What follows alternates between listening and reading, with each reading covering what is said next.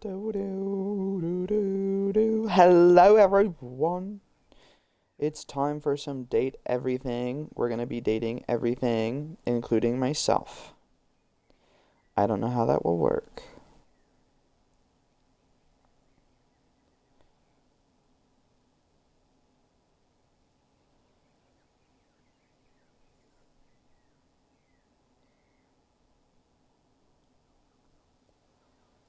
I guess I'll ask.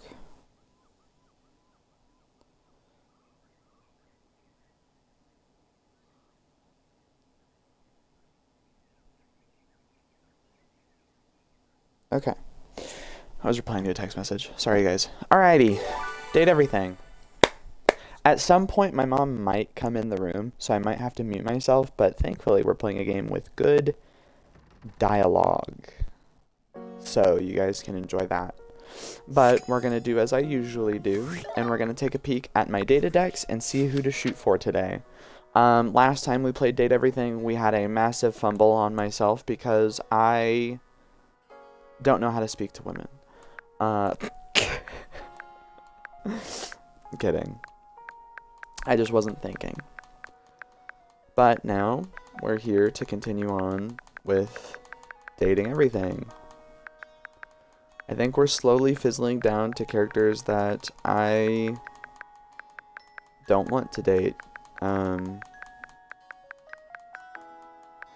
because, like, well, no. I just don't find them attractive. I mean, I don't want that. I mean, the character might be fun, but I don't want that. Hi, Lucky. Welcome in.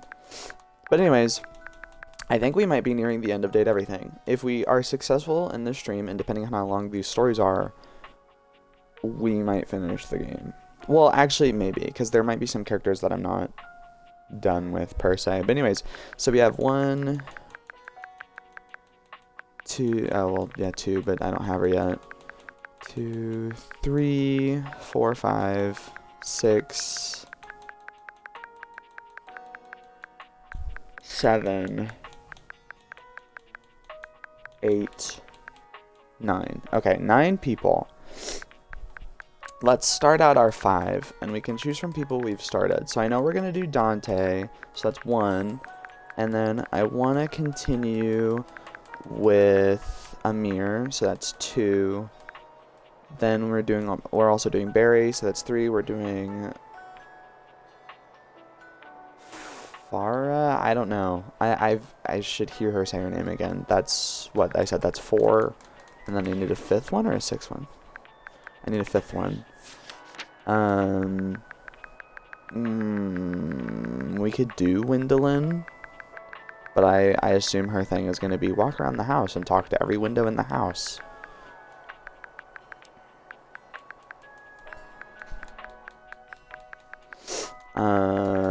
Because I'm not doing bot trap. I would rather die.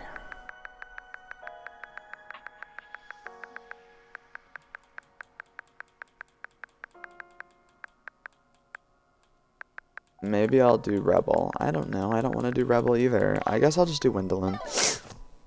So let's start off with Barry, because he's up here.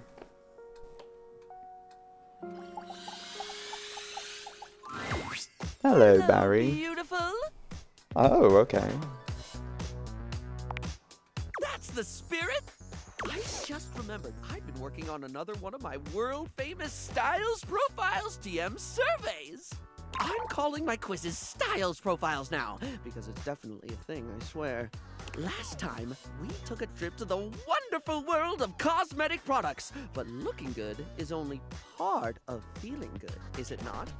For the next stage of my artistically audacious audit, I've drummed up a series of questions all about hygiene and freshness in a second round I like to call Coming Clean.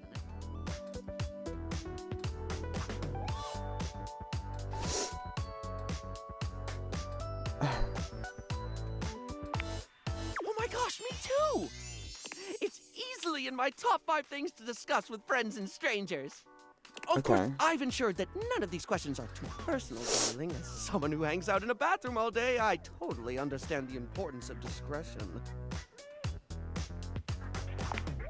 Right, so Last time we talked tweezers, we talked makeup, we talked aesthetic.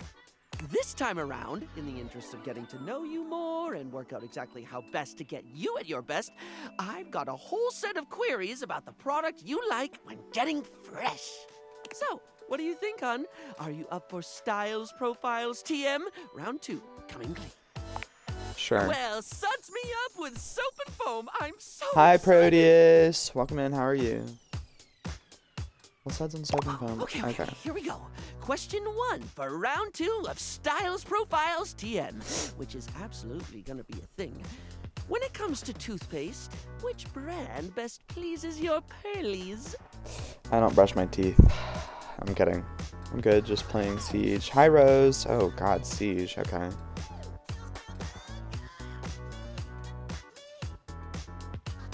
There are certain brands I do love. tell.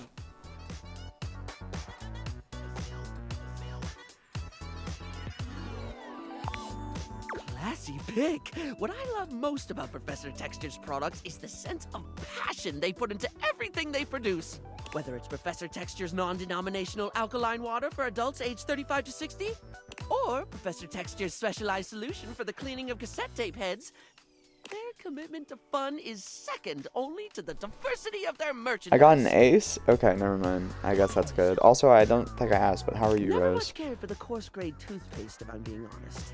When it comes to Professor Texture, I always recommend Professor Texture's non-alcoholic and smoothened formula for the daily maintenance of oral acceptability.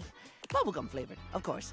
Anyway, I don't mean to floss over dental care, but we can't get incisive over just one subject. It's time to think about soap. Real straightforward one, this. Hi, Rainy. You're good. I know all about being late. It's okay. How are you?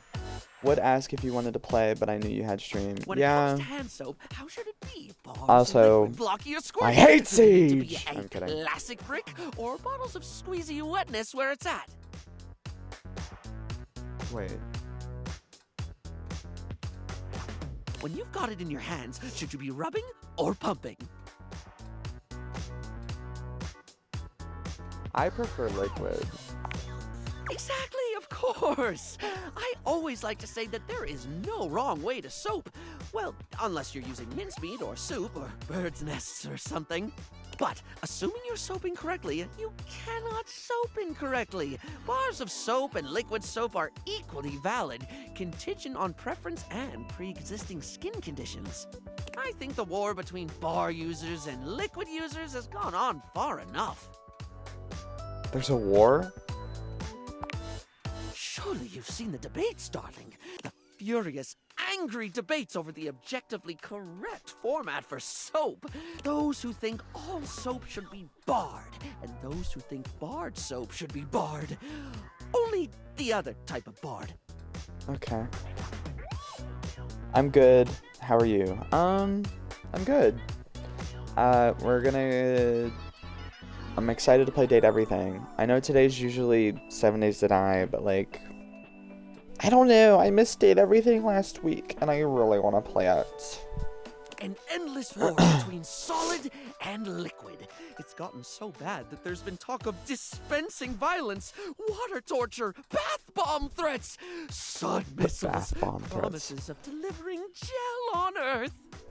I also kind of might play Date Everything again tomorrow, depending on how this one goes, because I didn't finish my book over the summer. My fault. But I personally would really like to at least say I finished 2 games that I've been streaming over the summer. Because I finished Back to the Dawn, and now if I finish Date Everything, that would be cool. And then that would free up... Well, no, because we already replaced Back to the Dawn with Baldur's Gate. But that would free up a Thursday to figure out what I want to do. And I also need to reevaluate if I want to continue doing writing streams or replace that Thursday as well. So, going into this next semester of school next week, I'm probably going to be rethinking my stream schedule and updating it, which will be fun. That, or I'll just do that like Saturday, Sunday, before I go back. A storm is lathering, with both sides foaming at the mouth to scrub each other out. Hey, I don't want to be rude. I'm just glad you stopped me when you did. I was running on spumes. Okay. Next question. No questionnaire on hygiene and cleanliness can be complete without discussing sponges. Its absorbency and non-judgmentally forgiving nature makes it a household name in many household. Plus, it's just fun to say, isn't it, love? Sponge. Sponge. Spongy, spongy, sping. Spungus. Spungus. I like that one. Caught in a word loop. You know when it just gets weird and you can't stop thinking about it? Glad to hear it. Right. Sponges come in many varieties, only adding to their allure and popularity. I swear some players don't know what leaning is. I know, some people just swing it. But maybe it's not that they don't know leaning, they are just bold. They're just bold mofos. A lifetime supply of sponges right now, with the proviso that you can only have it in one basic format forever. Which would you go for?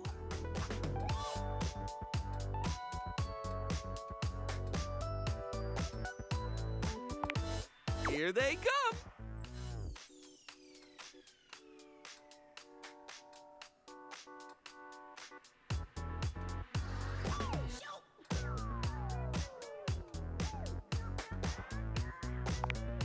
Show me somebody who doesn't enjoy a loofah, and I'll show you somebody who needs to get on the loofah tip. There's so many subgenres of loofah, you'll never get bored. And the exfoliating properties are a bonus one simply cannot ignore. Did you know that while seen as a sponge from a product point of view, a loofah is actually a type of cucumber? Yes, it does come from a plant. I know that. I mean, remember the games the other day? Yes. Yes, I remember those games. And do be careful with them, darling. They have a nasty habit of holding on to bacteria. So, if you're going to get that lifetime supply, make sure to change them often. And that's it for your Styles Profile TM today. This information will be logged and categorized. Is what I'd say if I didn't have a brain that very much didn't behave like a sponge. Or maybe it does, at least when it comes to leaking everywhere. Anyway, darling, I'm delighted to say you passed because you weren't being graded. Woo! Well. Thank you, Barry. And I legitimately can just talk to him here. Hold on. Amir is pacing when you come upon him, venting his frustrations aloud in little half sentences. He looks positively furious. Oh, unbelievable! How dare! After I... How? Ah!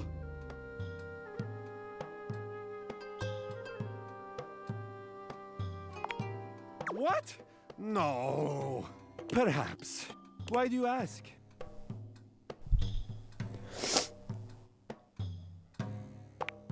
You are so perceptive, Judah. I love that about you. I suppose I am feeling a bit stressed. There have been some tensions lately. I am ashamed to say I have been clouded by them. That talentless, low-pressure hack of a singing shower steamed up the entire bathroom again while I was taking my beauty nap. And while I was resting, Jean-Loup drew all over my face in the steam. He gestures to himself, Jean-Loup's crimes evident all over his reflective surface.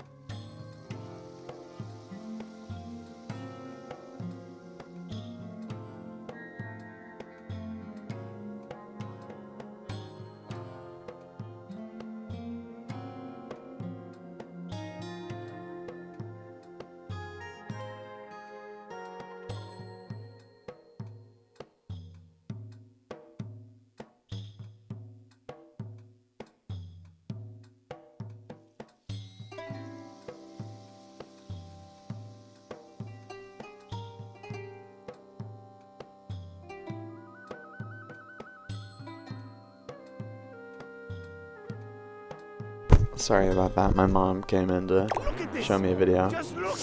Look at what he has done! His greasy little toilet prints will never come off. Who does he think he is? I cannot stand to be in the same space as him.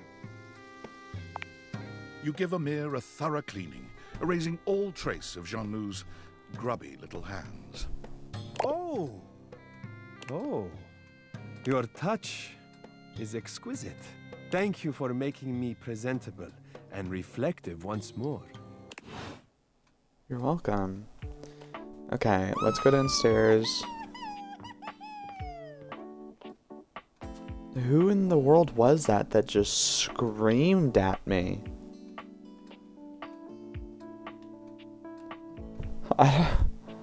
Okay.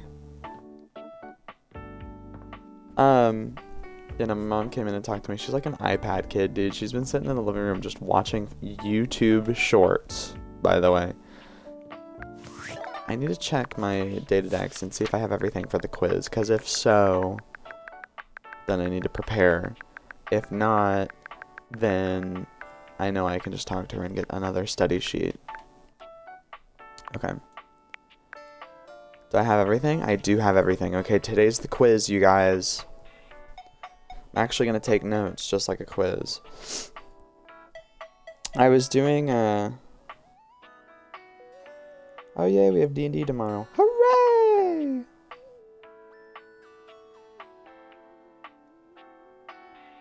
Anyways. I was playing this game yesterday on Roblox with my friends, and we were doing an escape room. And I had, like, I was writing down notes because there was, like, ciphers and crap, and I could not, like, I had to just write down notes because there were so many numbers I needed to reply? I needed to remember. Even Bones, 206.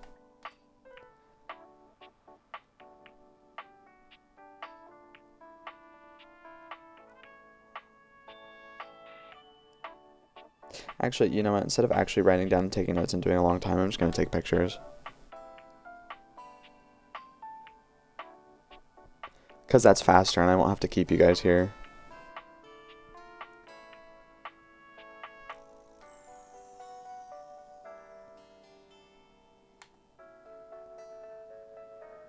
Okay, and I have all of them now, right?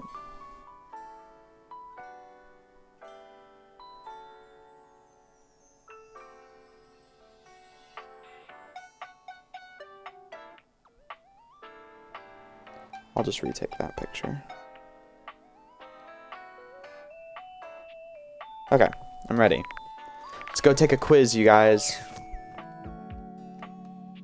Okay, I'm doing 360s. Hold on. Reevaluate myself here. Alright, girl. So, I may be getting my PS fixed next week. Huzzah! You can play all your games again. It's time. Oh my goodness, I am so ready. If we were in a All right. hospital, I'd be the surgeon with my hands all washed and gloved and my scrubs on, and the patient comfortably unconscious before me. I guess in this scenario, you'd be the patient? Except Okay, you're let me be conscious, comfortably so maybe not. unconscious. Oh, and on the subject of consciousness, you're going to ask me questions from the pages that I gave you, and I'm going to give you the answers. Your job will be to tell me whether my answer is right or wrong. Of course, I hope I get them all right, but you know how nerves and excitement can play with one's mind. I'm sure I'll make mistakes. Please tell me when I do. That's the only way I can get better, and I have to always be getting better if I want to be Dr. Faria. Faria, Oh, okay. even saying that brings a smile to my face and a song to my heart. Okay, enough romanticizing. On to the work. Oh, goodness, I'm so excited I can hardly sit still. Let's begin. Quiz me. How many bones are in the human Oh, body? elementary. 206. That's correct. That is the correct answer. Excellent. Next question. Or should you splint That's a obvious. fracture? You splint at the site of the fracture. Mobilize the joints above and below the fracture. Oh, no. This is all going horribly wrong. I hope the next question is simple. Ah, this one sounds simple. It's amputate, bind, compress. No.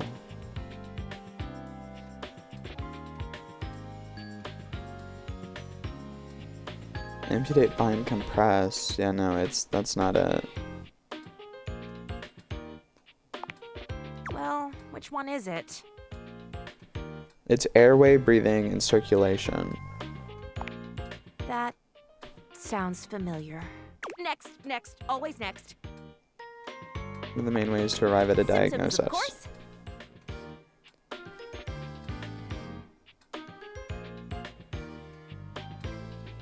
Correct. Score one for me. Almost done here. What do you have left?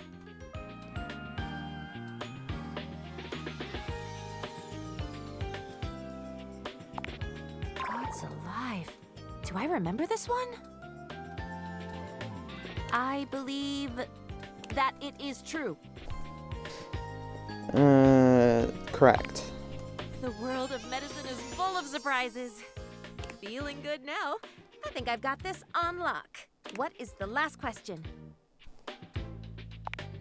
Excellent. The anesthesiologist tell you that he doesn't want to put the patient under. For brain surgery? What do you Well, do? I suppose I would have to agree. It Why? is perfectly natural to perform brain surgery on an awake patient. That is correct. Of course it is! My studying was not for naught. Oh, did you ever find the Sailor Moon chick? So the way to get her is you have to have everybody, like, I think either realized or romanced. So, like, she is the very last dateable. Those were all the questions, no? Thank you for helping me to study. I have my doubts, but perhaps I will do all right. Come by next time and hopefully I'll have news to share. Okay. And now... Who else? Oh, we go speak to Dante. Let me delete those things off my phone now. I've studied. I don't need it. The only one that I'm not sure about is the symptoms one because it was worded weird differently in the collectible, but I think we're fine because it did say symptoms as well. But What do you know? you guys know trick questions always fuck me over. I hope you're ready for some more complex pickup strats. No way. We're about to up the difficulty level. Last Okay. time we worked on what do you do if you have mutual interests like a show or a band. But what about if you don't have a ton in common right away? How do you get to know them then? What do we talk about? Interests and... Observations? Before you decide it's a boring tactic, just think about it. Sometimes small talk is a great fire starter. And look, I know not everybody is instinctually great at chit-chat, but like any great skill worth having, it requires attention and practice. So, let's say you were meeting me for the first time at a friend's party. What's stuff you can observe about things going on around us, or about the situation happening? Let's roleplay, shall we? Okay. I'll be me, and you be you. But you know what I mean. We're acting out the scenario. Okay, so I'm just standing around. Oops, oh man. Now we just happen to be standing next to each other, and we don't know each other at all. Aight, what are you gonna say?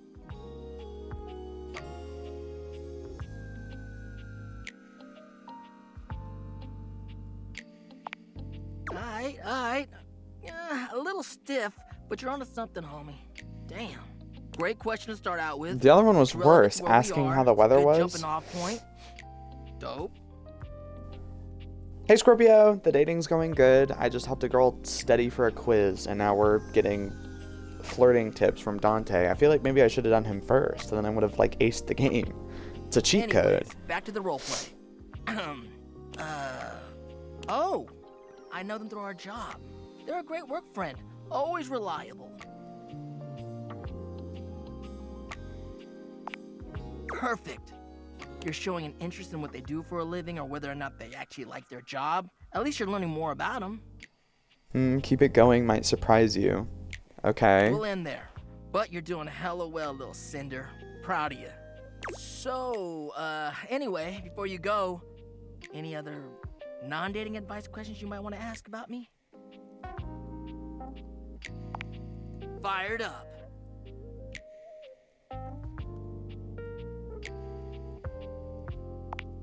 Well, it's about actually making sure you build a friendship with a prospective partner. Humans are out here getting into situationships and they don't even think about actually accepting their partner for who they are. Like, no, you ain't gonna change a person to your whims just because you think they're hot and want them. You don't get to change how they are to suit you. He might make things spicier. Okay. Yeah, you need to be able to be vulnerable with your partner. Even though your attraction is often what leads us to talk to someone for the first time, it only goes so far. But how are you doing, Scorpio? If you How want a are you? long-lasting relationship that is sexy and mutually fulfilling, it's about the personal trust you build with them based off your mutual friendship. That, to me, is the most important thing. You mean hearth? Thanks for the chat. That didn't land. I'll see you at the next lesson, huh? See ya, Dante. Okay, now we talk to Gwendolyn. Is it any window, or is it like, oh, come back to like this window later? Let's see. Oh, if it ain't the best looking owner of this house. I know you're the only owner, but the statement still stands. I've got something to ask you. Do you know when they will be back? Who? I've got so many questions that need answered. I'm talking about your neighbors. Did you not notice they were gone? You really need to look around you more. They have been on vacation for the past 2 weeks, and I wonder if they will both come back. I heard from some muffled talking that this was a vacation to, quote, save their relationship, unquote. Oh. From what I've seen, they are going to need a lot more than a vacation to do that. Oh, I watch everything that's going on. You see there? I face their window, and I've had a front row view. Nothing to worry about. Kurt and Rod do a good job of blocking you from their view. Plus, you don't do anything interesting enough for them to want to see, so... Oh, okay. No worries. All right. But Graphic Tee and Cargo Shorts have been having some very serious talks lately. I can't hear them too well, but I can tell by their hand motions that something is going on. Cargo Shorts has been on a laptop at all hours of the night. Oh, I bet they're on one of those dating sites.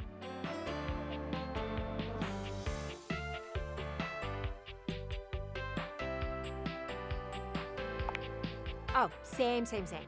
I was made far before those were a thing, and boy, was finding someone a lot less complicated back in the day.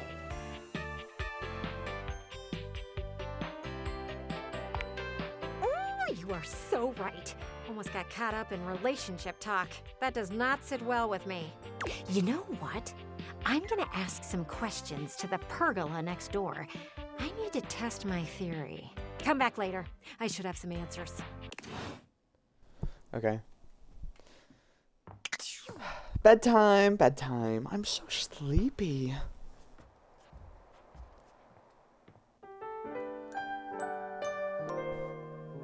Also, I realized now that realizing my nightmares means I like never have a nightmare again. I'll never be scared. Barry's usual sunny smile is nowhere to be found. How's your progress? It's going well. I just finished my day. Frustrated with something. I'm gonna get some gossip from the window in a moment. What's wrong, Barry? Hello, sweetie. I'm afraid you've caught me at one of my rare inopportune times. Ready and able as I am to be available at the drop of a hat. Why do they drop hats? Never questioned that one. You know how sometimes you just accept a sentiment at face value and then suddenly one day you realize you have no idea what it means and you just said it because people have always said it? I'm gonna have to look that one up. Right, quite right you are, hon. Actually, that's the sticky issue keeping me all too occupied. You know how we were talking about my useless brain having more holes in it than a natural sponge?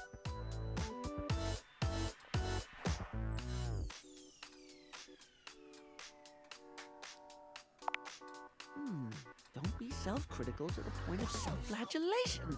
It's a unique approach, but I can give it a go. Now, I've been taking the advice to start writing things down so I don't forget them. Look, the first thing I wrote about was you advising me to start writing things down. I even remembered to use yellow eyeshadow to highlight the important things.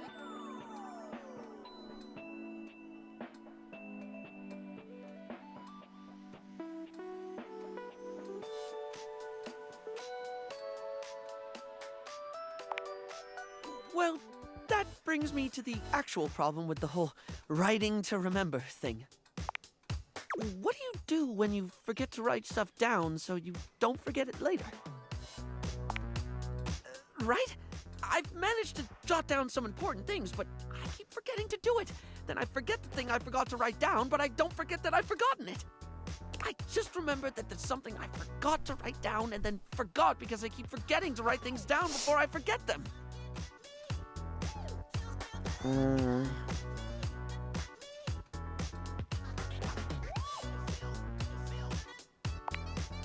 When I remember, it really has. Whether it's just a to-do list or things you've said to me that I don't want to forget, it feels like getting some sense of control, if that makes sense.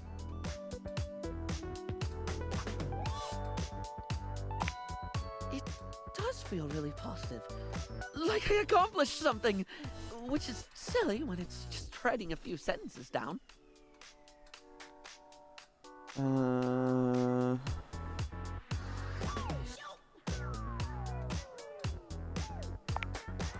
You have such a beautiful way of looking at things.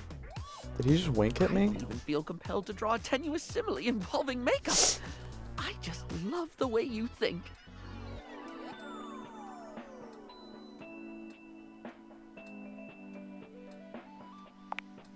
You're right. This is hard for me. Remembering is hard. Focusing is hard. Sometimes it's hard even when I do remember, when I am focused. Sometimes I know I should do something, and I just don't.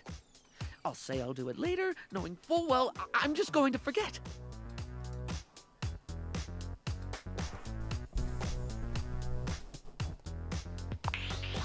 Well, that just sounds plain ominous. Really?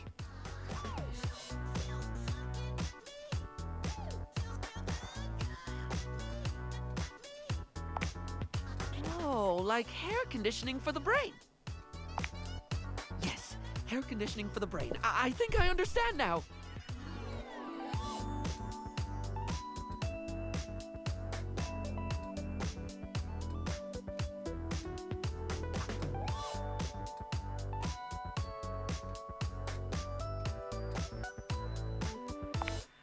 Thank you. You're the first one I've met who's just been patient with me. And I include myself there. Well, on that note, I best be off. One thing I did remember to write down is that there's a new forum blocker from Smile Republic that I have heard nothing but rave reviews about. We'll see if it passes the berry test. Oh, and I must make a note to find out what drop of a hat means. Okay. Now we talk to a mirror. Ah, my very favorite reflection. Did you need something?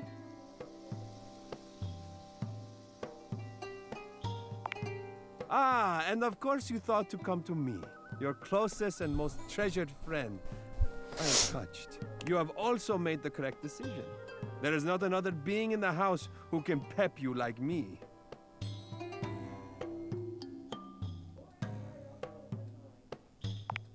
Tell me, what is troubling you, Boring? Would you call the sun boring for rising? Or a rose for blooming?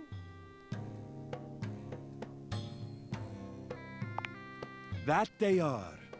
Beautiful and steadfast and consistent and necessary for life. So no, you would not call the sun or a rose boring. To do so would be untrue.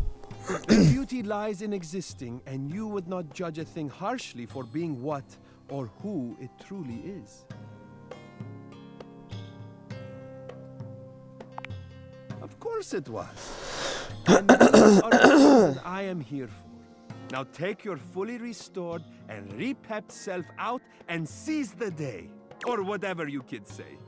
Personally, I do not understand seizing the day. It sounds like maybe the day has committed a crime. It must be seized. I don't know. I trust you know what that phrase is supposed to inspire. Okay. I don't know why we did like a 180 back to where we were. I guess that was just one of the setup things.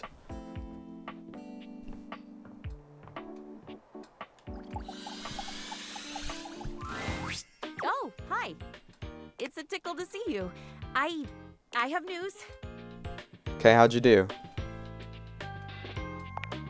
I got my results back from my test. It is not the most impressive score I've ever received on a test in my life.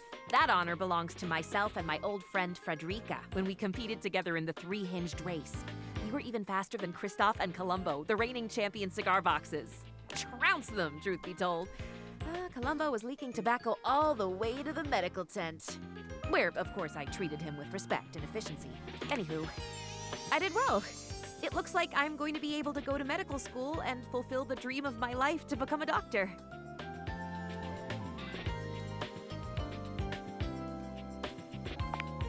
I cannot wait.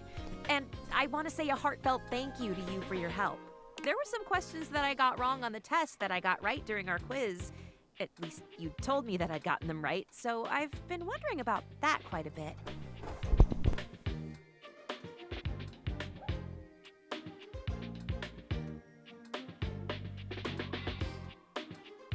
I took pictures and I took notes. So if I'm wrong, then I must have just read the thing wrong, because I don't know. I took pictures and I read it word for word when I was talking to you.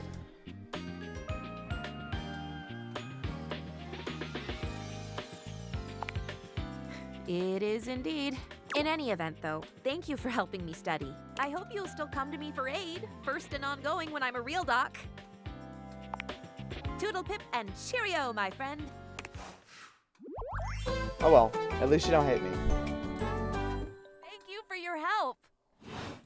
But I want to reread this now, because I read it word for word when she asked. It's going to be, I bet you $10 it's going to be the most glaring, obvious thing ever. Like, it's just going to be right there, and I'm going to be like, oh. Okay, let's see. Human in the body is 206. I told her that was right.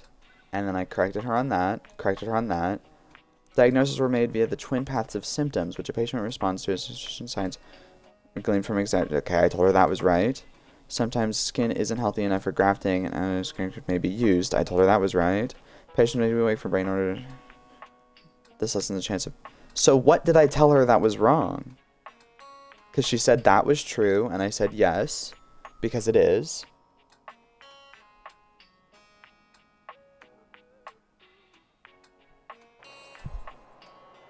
Sometimes the patient's skin isn't healthy enough for grafting.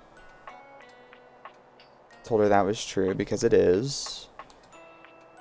Diagnoses are made via the twin paths of symptoms. Is it this? This is the only thing that I said the wording was a little weird, but it says twin paths of symptoms. She said 206 were things. Those joints above and below the fracture. Airway, breathing, circulation. I don't know. I literally did everything right. I don't know. I don't know what. I can't even point it out. Whatever. Like, if it was an obvious mistake on what I did wrong, I'd be like, okay, fine, and admit it. But I don't know. I reread it, and I don't know what I did wrong. It's whatever. Like I said, at least she doesn't hate me. Now we're gonna have to think of somebody to replace her on my goal to romance everybody. We could do... No. We could do,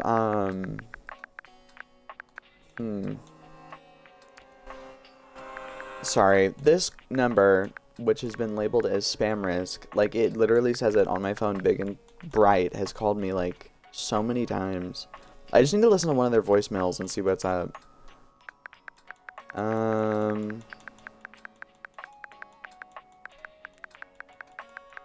Wow. Okay. Yeah, I've realized I literally only have the choice between Rebel or Vod Trap.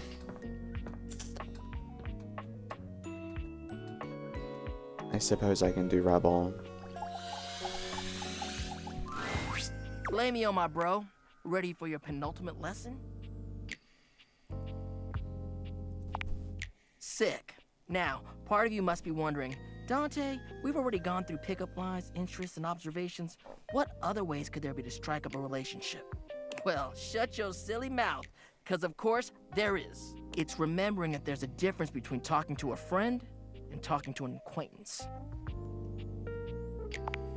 Alright, Take somebody you meet at a party, for instance. Maybe you work together, but in different departments. Or you have mutual friends, but you never hung out solo. Heck, maybe you even chatted before, have each other's socials and chat now and then, but you've only ever had a few interactions. Does that make you friends? Whew, all right, good. That's good that you know that. Sometimes others just automatically assume you're friends with somebody just off a few small interactions in real life or on socials. The parasocial paradox is real. Like, wanting to make friends is totally fine, right? But damn, nowadays there's objects that have whole dependencies on others who barely even know them. Kinda makes you think. Anyway, let's move on to the next part of the lesson. So, this begs the question, how do you go from being an acquaintance to friend, or maybe even beyond, to romance? Well, if you follow the way of the flame, it's all about investing in someone to understand them on a deeper level. Sure, you may have broken the ice, but that's just the tip of the iceberg. I'm gonna teach you how to melt that sucker down.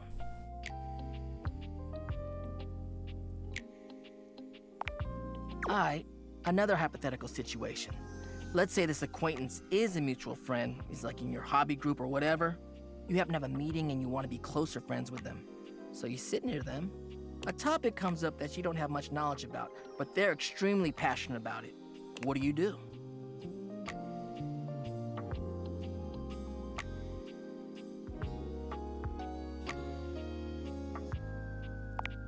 On the ball, showing that body language, that active interest. You may not understand everything about what they like, but you want to learn more because you're interested in what they have to say. And by extension, them. You're really getting the hang of this. All right, nice Okay. job. That concludes our lesson. This That's is really it? fun. Have you got any questions for me before we go? Fired up. Damn, then, well, as you could probably tell from our lessons, it's this idea of being sleazy or douchey. As much as I love love, nobody owes anybody else a relationship. That's the biggest thing. You can say all the right things to somebody, but it means nothing unless you actually get to know them.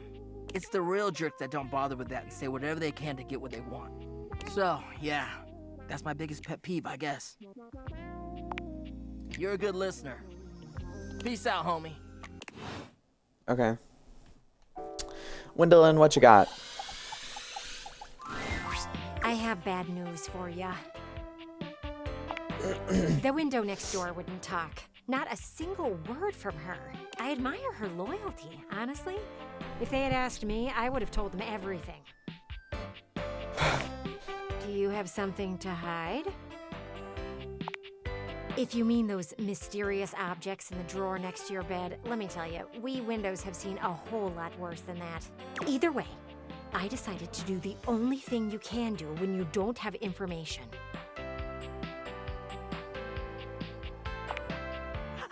Speculate wildly! Using everything that I have seen, I am sure I can put things together. It'll be like our own personal soap opera. I love soap operas. You always know exactly who hates who and why. As viewers, we get to know everything. And they had a big party last week, too. I bet that's where everything went down. Oh, it's a shame you didn't get an invite. You could have brought back great intel. Sadly, I don't know anyone's name, so I'll have to come up with a few myself. Ooh, this might take me a bit of time.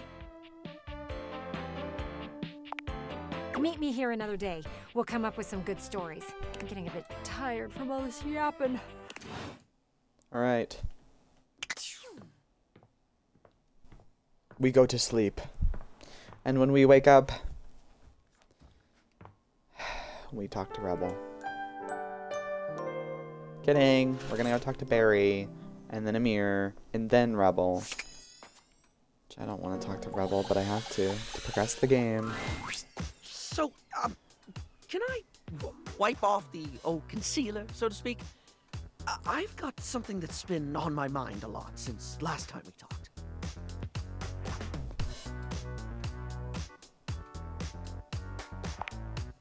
I've been wondering, why am I so fascinated with painting faces, styling hair, trying fresh aesthetics, you know? I can't be sure, but I think I've got an answer, and I think maybe you'd understand. If I'm, like, really, truly honest, I don't think I like me very much. I feel like I've always been, I don't know, too much. I can practically hear eyes glaze over when I talk sometimes. I know when I'm talking too much. I know I can get too into someone's face like the world's most enthusiastic pour unblocker. Doesn't stop me. I can feel myself dumping information when nobody asked me to. Banging on and on about something that interests me, even if I sense I'm pouring the life out of whatever poor soul had to hear it.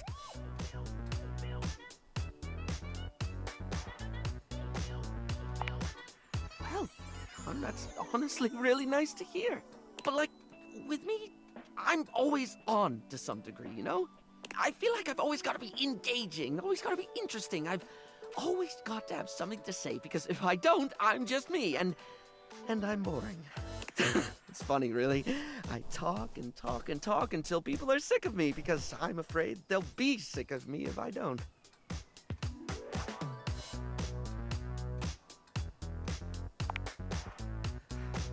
Me, this outgoing to a fault, who's overly confident, who's just so fabulous, darling. It's kind of like I'm wearing a mask of my own face.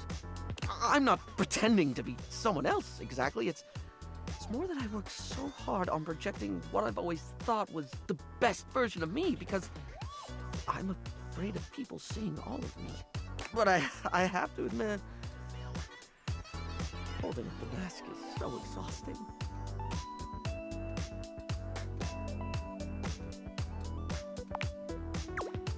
Thank you for hearing me out. It means a lot to feel seen. Wow. Who knew makeup could be so relatable? Ah, my favorite reflection has returned. How could you even ask? If it were not true, then I simply would not say it. It is very easy to not say it. Ah, my not favorite reflection. See? Very easy. Awkward, but easy. Why is it so difficult for you to accept my affections,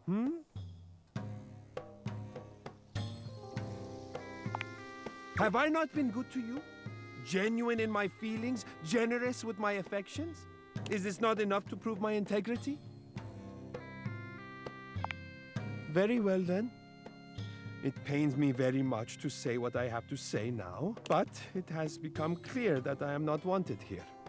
What I have to offer is not welcome with you. Perhaps for both of our sakes, you would do well to spend your time elsewhere from now on. I would never want you to do anything that did not bring you joy. There are a great many things I would endure for you, Azizam. I would shatter if you asked it of me. I would use the pieces of myself to light the night sky just to amuse you. But to take all I have offered you and return only mistrust, that is more than even I can bear. His story is so confusing. You've shattered my heart. I'm so confused. Oh well. I got 100 sass. Couldn't see yourself with him? Happens all the time. Nice job. We'll reflect on this later. No, Reggie, don't go. No. Oh. Now I'm sad. Anyway, let's fight with a duck. You again?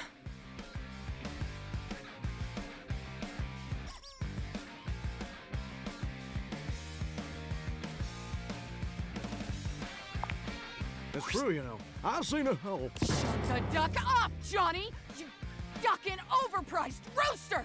I'll do shit to your plumbing that even Roto Booter won't be able to fix. You might finally hit that high D, you ducking douche nozzle! But will it be worth it? Bravo. Duck off! Stay nice, Rebel. So, what brings you back, poser? See? I'm being nice. Ugh. I'm a duck. Quack. Riveting.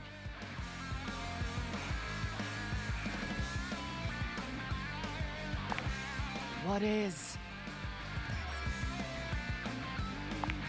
Aren't we all?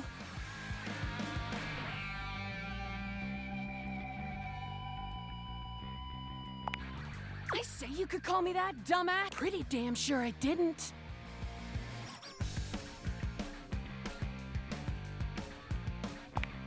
But you are all those things. And more, probably. I'm just being accurate.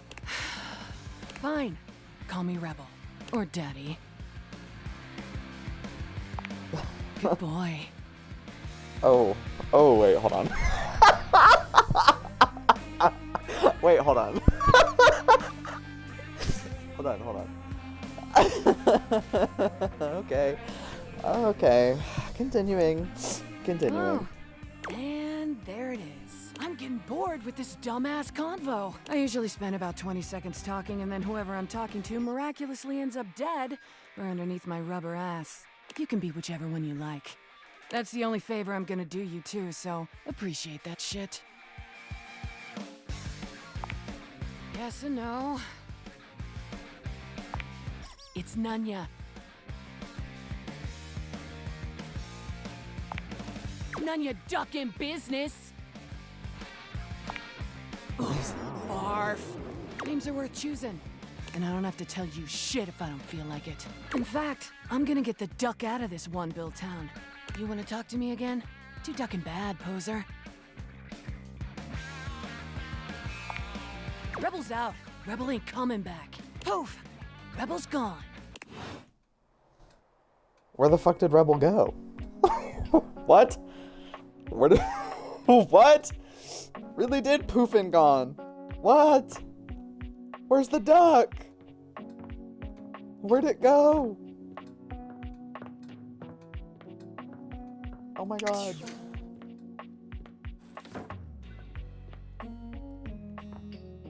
What? It really did disappear. Is it in the other bathroom? No.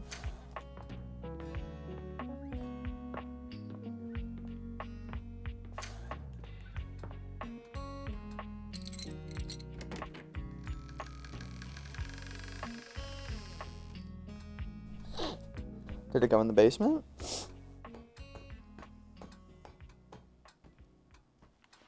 No, just Vod trap down here.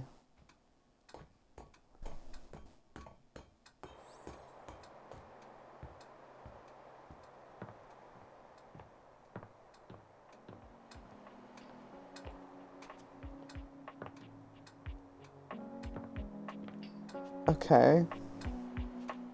Well then. Okay, what's up, Dante? Hey, good timing, Emperor Nostradamus. It's time for your last lesson. I've taken you through the different stages of the pickup, from breaking the ice to building a friendship. Now, it's all about learning how to navigate taking the next step from friend to lover. But before that, there's something I want to ask you, and your answer determines where we go from here. Why have you been coming to me for lessons all this time?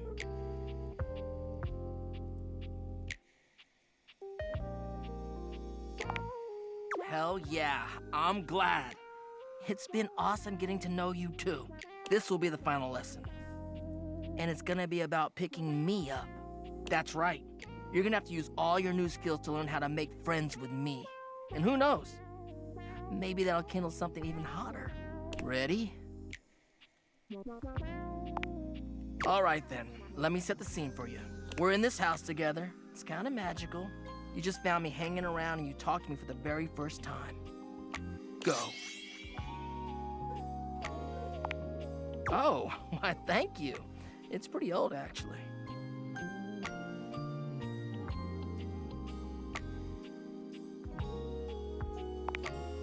Oh, you know what? I actually do. Maybe we can go sometime.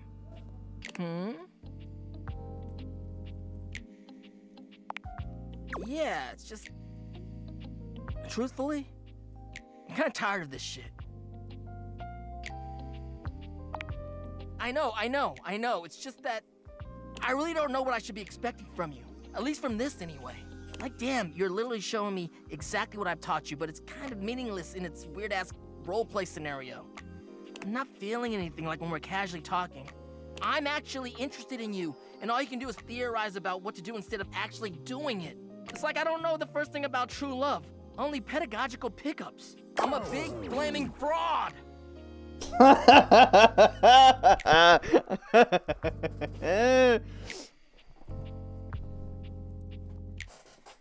I'm sorry, I like that. I like that picture. Really?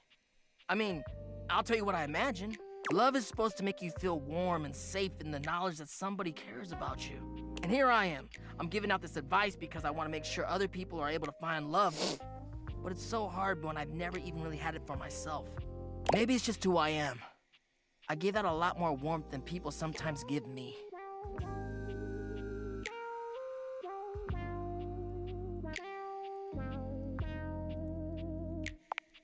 Basic shit, you know?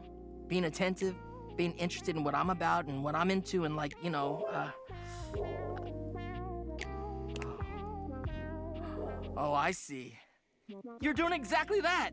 Damn, like you really have been listening to what I've been saying.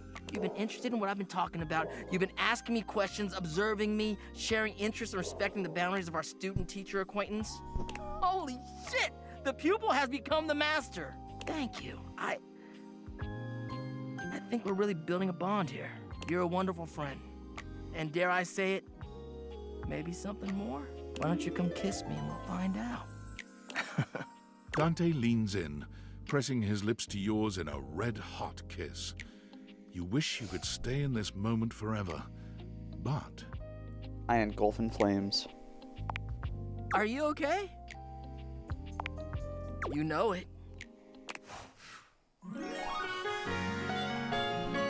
Easy dubs. Okay, why is Gunnar so mad? If y'all hear him, I am so sorry.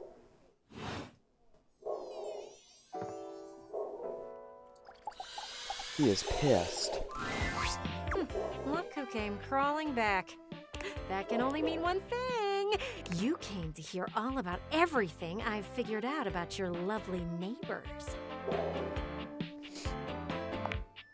Of course it is. Ooh, I even came up with a name for what the show might be. Windows and Panes. What do you think? I'm glad you like it. So, there are a few things I'm gonna throw at you because we have to learn our cast of characters. We know that your neighbors are Graphic Tee and Cargo Shorts, but the question is, who was at the party that they threw? We have blue hair, overalls, puffer jacket, and mesh shirt. Now, blue hair and mesh shirt showed up together. I'm pretty sure it was a birthday party for Cargo Shorts. How do I know? I saw them passing a card between the two of them, and then Cargo Shorts acted all surprised when they gave it to him. Overalls and puffer jacket? They didn't really speak to each other, but Graphic Tee pulled them together and seemed to have a really deep heart-to-heart. That didn't stop Mesh Shirt from giving Overalls some dirty looks. Cargo Shorts didn't seem to like that. But none of that mattered once they got to the birthday cake.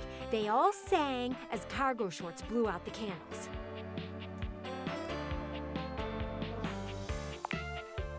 Fast forward a few hours, and Mesh Shirt and Cargo Pants are talking. They've had a few drinks, they're laughing pretty hard at what the other one has to say.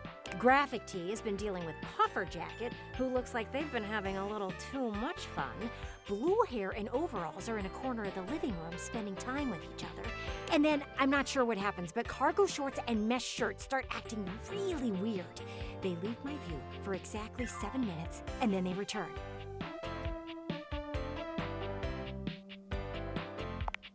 See? And you thought you were above this. Don't act all self-righteous. So, all of a sudden, Mesh Shirt is grabbing their things and collecting blue hair from their conversation. All the while, Cargo Shorts is smiling. Mesh Shirt and blue hair leave before Graphic Tee is finished getting Puffer Jacket to a place where they can walk by themselves. There's some conversation that happens with Overalls, and they leave with Puffer Jacket. Both Cargo Shorts and Graphic Tee help get them to Overall's car. And all of that happened exactly 6 days before Graphic Tee and Cargo Shorts had that big fight. And I'm pretty sure it was over something that was on Cargo Shorts' phone.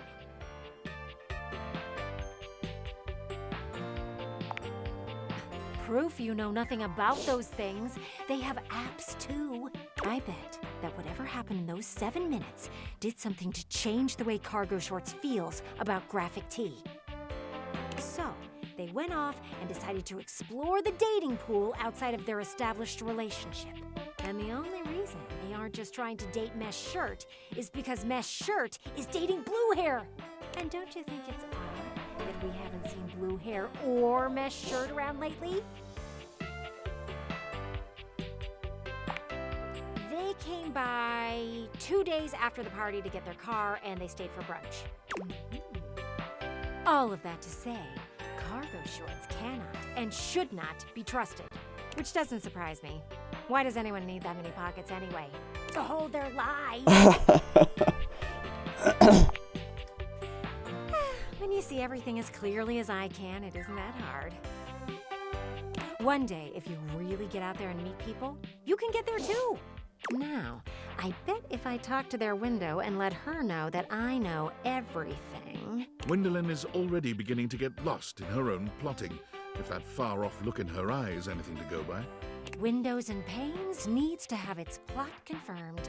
Let me see what I can do to get the tough answers. Okay. And I will return to her tomorrow. But my stomach is dropping as I walk up these stairs because I know I have to speak to Vod Trap tomorrow.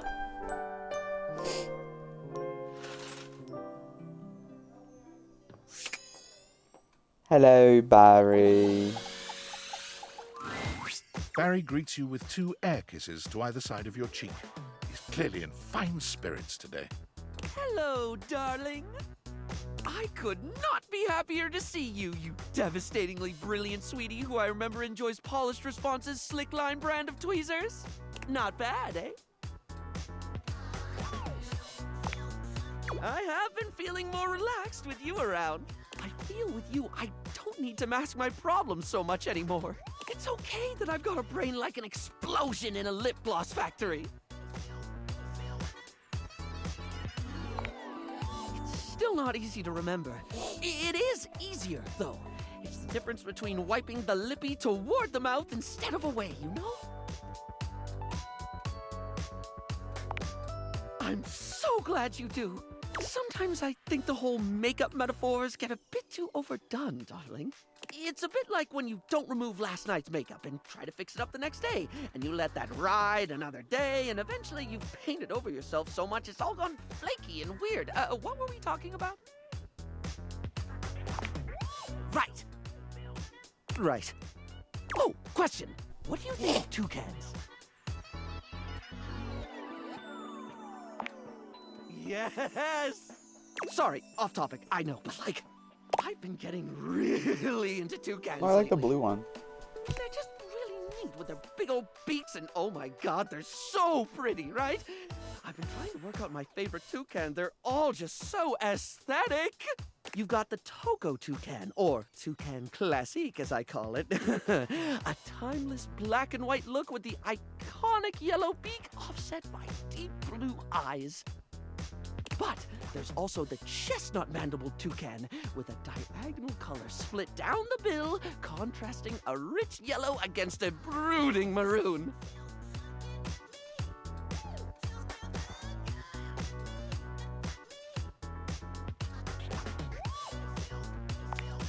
I'm trying to push back a bit less on the mess upstairs.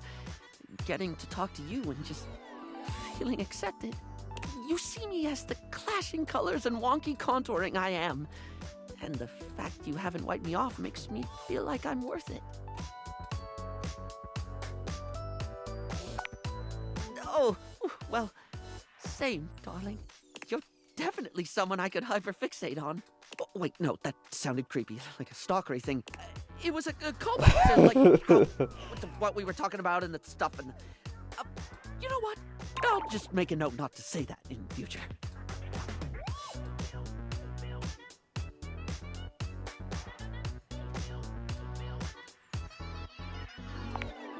I'm starting to think we're a good idea. A simply fabulous one, darling. Hooray! You're my favorite fixation. The duck is still gone. Where is the duck? I do not know. Oh, Rebel. Where are you?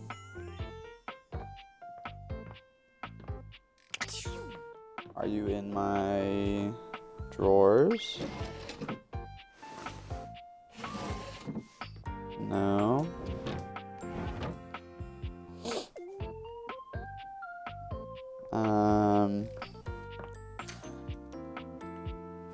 Are you in my attic? No.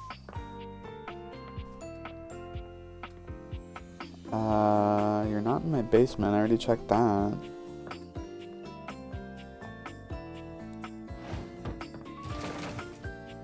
Oops.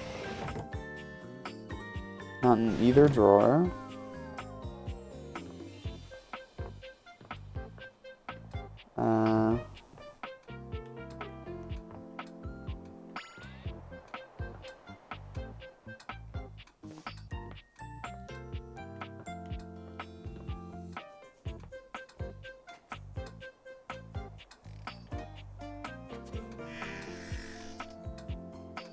No.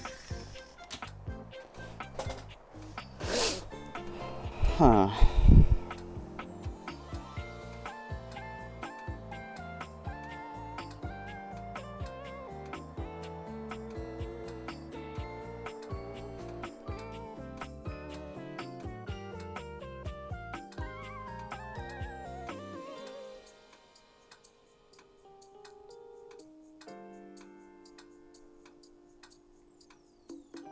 Oh, okay. I just need to talk to other people and Rebel will show up. So that means I can talk to Wendolyn. Okay, I didn't need her to moan like that. Gwendolyn's pretty face bears a dour expression when you Oh, her When theories she were sees wrong, you, weren't she they? shakes her head, turning her body away from the window as though she were avoiding something shameful. Oh, hey. If you're here for more episodes of Windows and Panes, don't get your hopes up. Yeah, I was wrong about everything. I found out the reason why things have seemed tense between cargo shorts and graphic tee. It's because they're planning a wedding. I kept asking and asking the window across the street. Finally, she cracked and told me everything.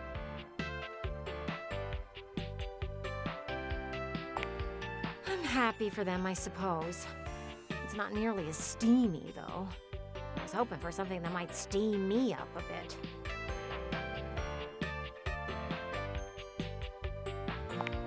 Cargo Shorts told them about the plan to propose and gave Mesh Shirt the ring to hold.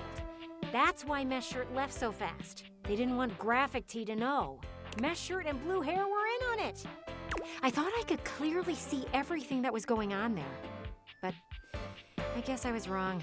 I really am happy for them. But a story with a few smudges can be entertaining. That's not wrong of me, is it? To like a little bit of drama? You're right. I could have clouded your view of your neighbors.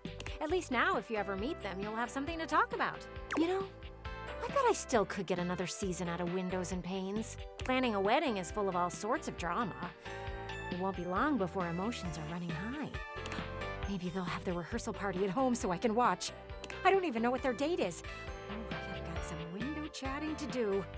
If you could do me a favor and make sure to cover me with curtain rod, that would be great. But before you go back Oh, to your okay. overworld home, it appears that Rebel blocks your way. You? What are you doing? Couldn't get enough of me, huh? Thought I told you to get lost.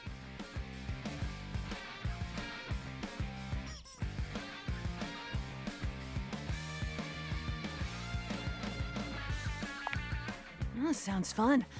I could give you something else to check out. It's my ass. Oh my god.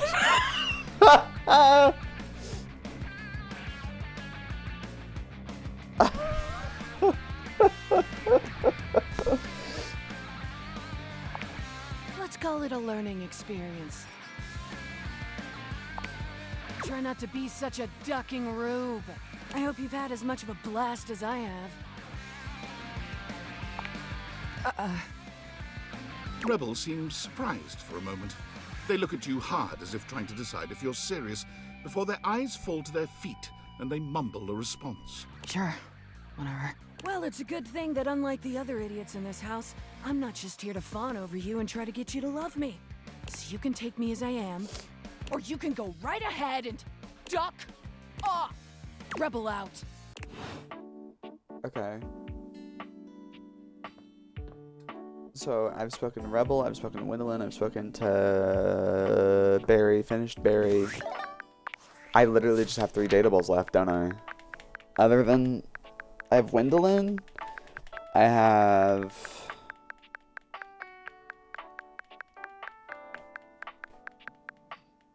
Rebel,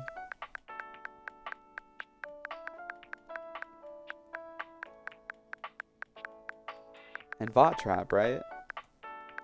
Yeah, I have 3 dateables left. And I can just realize other people. So let's go speak to Vod Trap. Aren't we all so excited? What's up, chicken butt? Dude, I was just looking at some chicken butt. Well, duck butt, but yeah, man. Okay, here we go. Vaughn sniffs once, twice, 3 times. Each sniff bigger than the last. His nostrils flare cartoonishly. What is this my nostrils detect? Oh, you brought it! I'm gonna pretend you didn't just try that. Ugh, really? Puns? You doing this? Vaughn takes the cheese from you, bringing it in close and inhaling its scent in a manner so obscene, you're forced to look away. Oh yeah, oh yeah! This is the good stuff, I can tell. Ha-ha! Oh, I'm gonna be covered in rats in no time. I'm louder because I'm happy and gleeful. Stupid human couldn't even see glee if it bit him in the tail.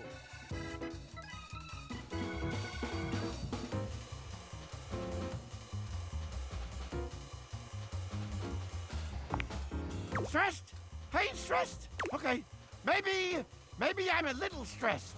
But you'd be too if you had one job and no way of doing it. Ah, sure, 'cause we live in the 30th century, Buck Rogers. Wait till those bots try to take my job. I'll snap them in half. I got your AI right here. Snap, snap, snap. I say, here you come. Here you come, you little AI. Come here, you little... Stop! That's how I get him. Okay. Now we just have 2 people I can talk to. I want to realize my boy. Let's go speak to him. My lover. Holy crit, you look fantastic today. I've been thinking about you. Maybe we can get into some fun later? I'd love to play a game with you. Don't worry, I'd never play with your heart. Holy crit, really? You want to realize me? That's outstanding! In all my roles, I never thought I would have a real adventure. I take it you have the required stat allocation? You bet I do. Chance, let's start your next campaign. The spectral energy flows through your dateviators, and what was once merely a 20-sided die becomes... I love him so much. He's so nerdy. Holy crit! Will you look at that? I have taken on a new form. I wonder what my new movement speed is.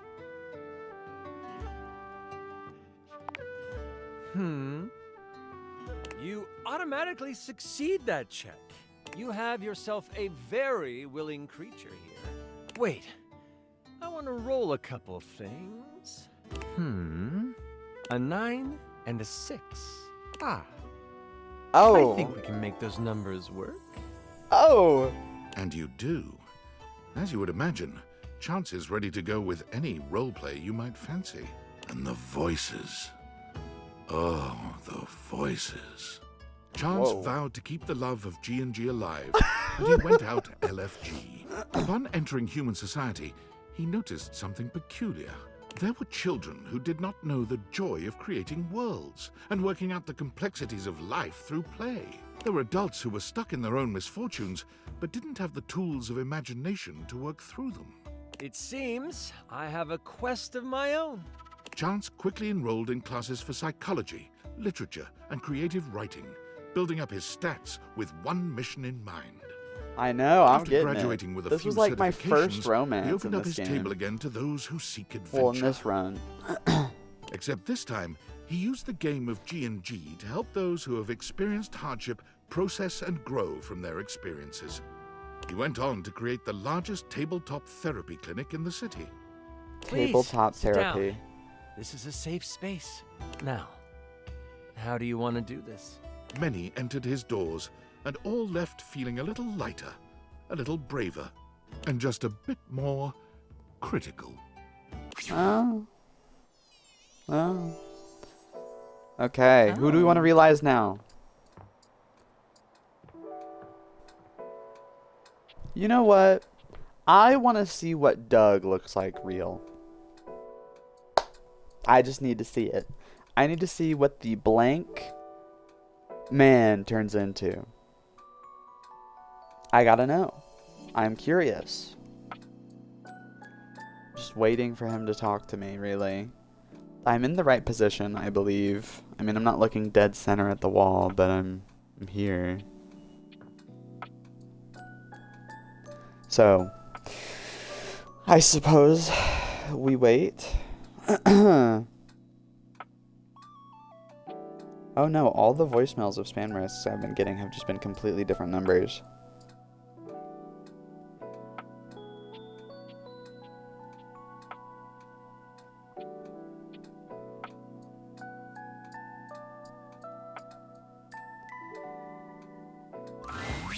Well, look, it's my old friend, the dork.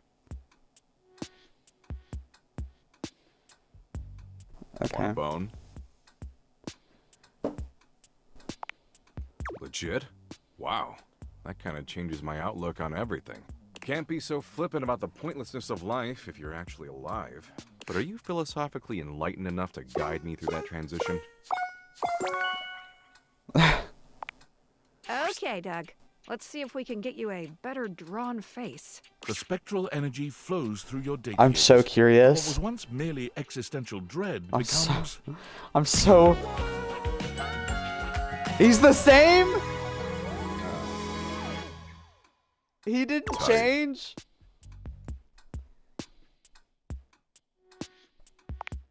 He's human, all right, but somehow just as Doug as he ever was.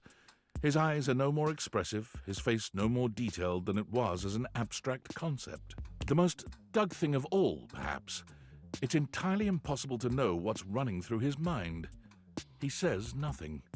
He does nothing. In fact, Doug stands perfectly motionless for 6 entire minutes. Huh. So that's dopamine. Sweet.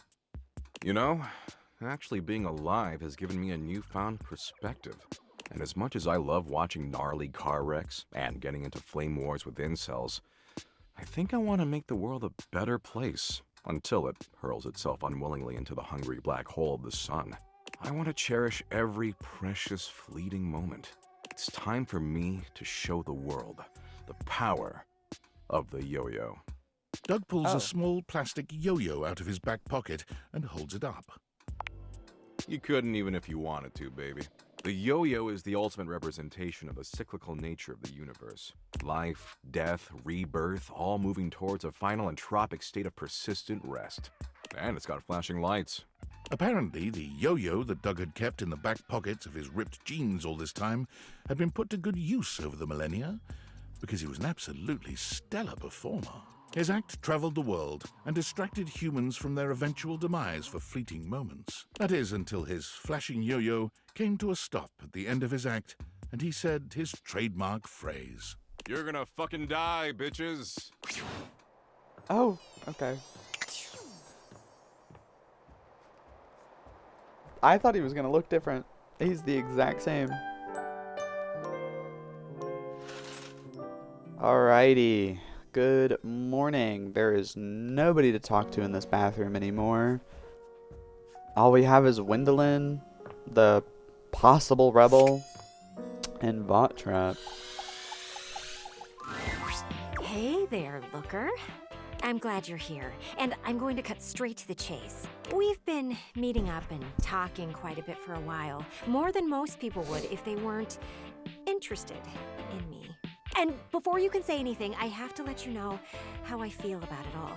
Let's be honest with each other for a moment. Do I think you are cute? Yes. Anyone with eyes would think that. But my needs remain the same. I want to officially just be your friend. That okay with you? Can we hang out and gawk at the outside world together?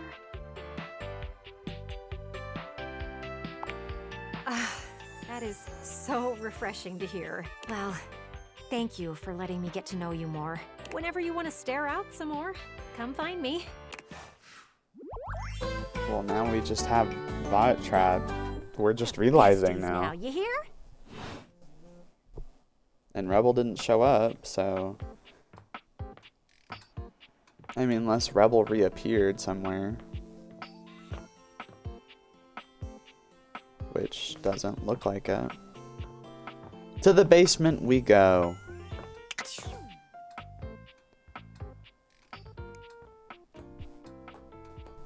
Then we'll do some more realizing. I'm gonna realize dunk next.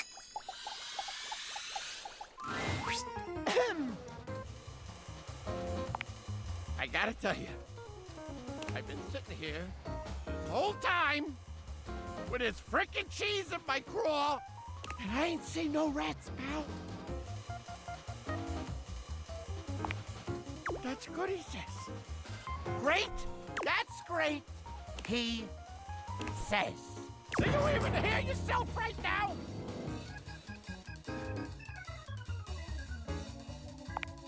You son of a... I'm this close. You must be new here, so I'm gonna cut your break. You're lucky. You gotta understand.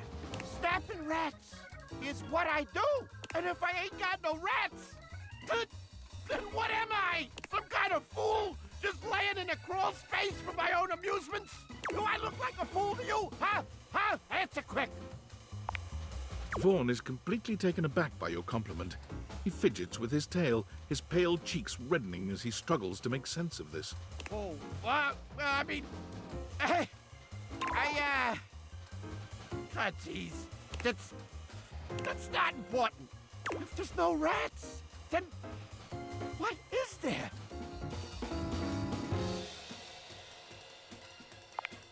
Darkness! That's right! Hey, you got ears, I'll give you that. I don't know, unless you're like the Pied Piper with hose. You can't get rats delivered like a frickin' pizza. All right, this sci-fi shit's making my wood warm. Look, I know I weren't no angel when you brought me that cheese, but I do appreciate you helping me out. I think I just wanna be alone right now, okay? We're probably scaring the rats off with all this jib-jabbing. Nah, I'm used to the all-consuming cold of shadow. Now get the fuck out of here, you schmo! Okay. Once again, it there's seems Rebel. as if Rebel has walked in on your previous conversation. How they are able to do so is unclear. You again? Well, I'm here. Choose an option, butt blaster.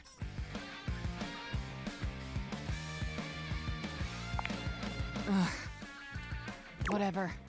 What'd you have in mind? Or should I say, which foot do you think we should get off on? Huh? I'm talking about a foot fetish.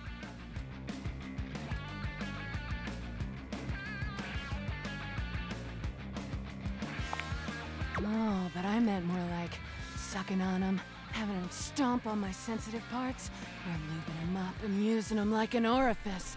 But if you're stuck in vanilla mode, sure. Anyway, how should the rest of this play out now that I'm all in your business? Should I keep ducking with you?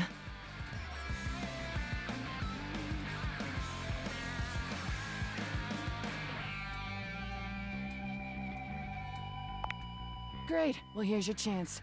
I do agree that you kind of shat all over our first encounter, which in some circumstances might even be okay.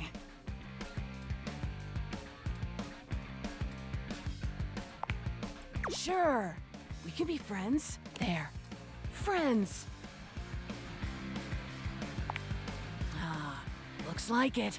You turn your back on the abuse and walk away. But when you look back over your shoulder, you cannot help but notice the intensity of the look Rebel is giving you. In spite of their words, there's something in their eyes that isn't quite what you expected to see. Defiance, certainly, but something else too. Pain, guilt, even fear. It's hard to know for sure.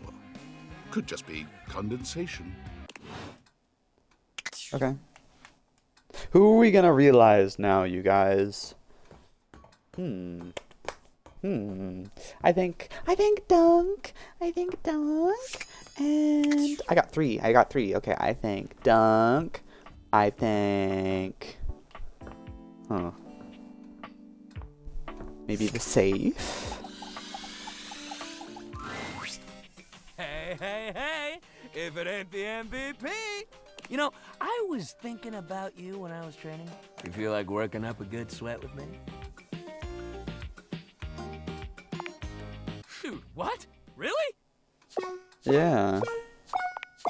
Yeah, Dunk, go all the way! The spectral energy flows through your date theaters, and what was once merely sports equipment becomes... a beautiful man. Whoa! Dunk's newly human body somehow radiates even more sweet cheer and bottomless energy. A frankly superhuman feat. But this man is, well, all man. Tangible and so wholly real. He sweeps you up into his strong arms, tossing you into the air and catching you so easily you'd almost think the two of you had switched roles. You're pretty sure you're still human, though. Oh, I can do that. Dunk's newly human body is a true work of art. It may be new to him, but his stamina and strength belie his inexperience. There's little doubt that his previous athleticism has come with him to this new form. Dunk works you out with enthusiasm and unbridled desire.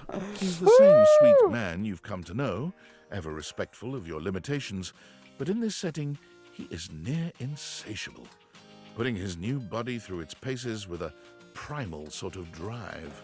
He lavishes you with sweet kisses in the morning, torn between heading out into the world to explore the wide array of human sports and exercise, or staying by your side. But eventually, sports wins. Dunk is true to his word, giving absolutely every sport he can get his hands on a shot. I want him so bad. Videos of him absolutely dominating some local amateur sports game go viral just about every week. But every time the offers come in for him to turn pro, he turns them down, adamant that he's not in it for the money or fame. Dunk finds his groove coaching high school sports, thrilled for the chance to teach youngsters about the joys of good sportsmanship and playing only to have fun. His teams have yet to win a single game, but he and the kids couldn't be happier. And he's good with kids. Man! Man, can I realize him in the real world, please? Oh my G.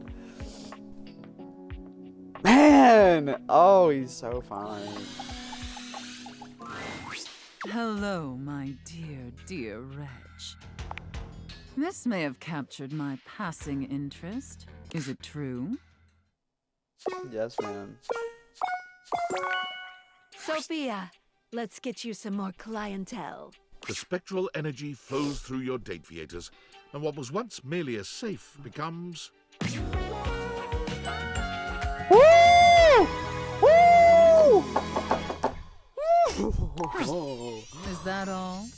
Sophia isn't very impressed with your seemingly supernatural abilities, as if that reaction is particularly surprising. But even she is thrilled with the new vitality this change injects into your relationship. It was becoming quite vanilla, by Sophia's standards. Her words, not mine. Well, I suppose the most interesting aspect of this transition is that I now possess an even greater ability to control every aspect of your pathetic little life. After all, it was much easier to ignore your mistress's demands when I was a safe. Being immobile and 500 pounds of steel made inflicting punishment for disobedience more cumbersome. But now I can administer consequences to my heart's desire. And I'll be frank, little wretch, that does make your mistress quite excited. If my little wretch dares not to obey their mistress, well, such insolence must be punished, swiftly and severely. I want to be punished. Come here, and I will show you. Yes, Pain mistress. is excruciating. The pleasure, however, is also excruciating. As if there is any other way. Keep the collar on until I come back. But Yes, unfortunately, kinks alone don't pay for the myriad of subscriptions modern society necessitates. Sophia found it time to procure gainful employment. Delightful news, my little wretch. I got a job with a 401k and comprehensive dental benefits and an HSA and everything. As a dominatrix, Sophia was in demand, commanding a large legion of subs all across the world. What? A dominatrix? Why would you ever think that? No, I got a job as an armored truck driver for Armandillo Armored Truck Services. Dominatrix? Dominatrixes don't get comprehensive dental benefits. Especially not for periodontics. That's just silly. Apologies. With her extensive background in home security, Sophia soon became the most successful and trusted armored truck driver on Armandillo's payroll. However, Sophia was still a sadist, and Armand did have a tendency to inappropriately exploit his employees. So when the opportunity to steal Armand's armored truck and its contents presented itself, Sophia couldn't resist concocting a zany and elaborate heist. It featured countless hilarious situations and tension-filled twists, the specifics of which local law enforcement unfortunately declined to share with us. 10 realized datables? Ooh, that's spiffy. So cool. Yeah, I'm gonna go. She's so hot. I got a Discord message. Now hold on, I gotta change my control.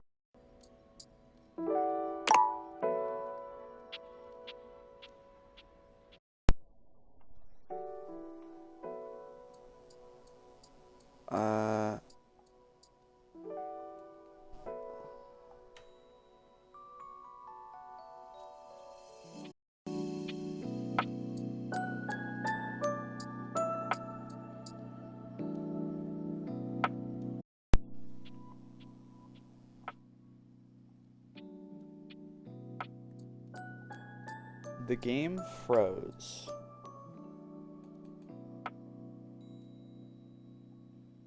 Hold on.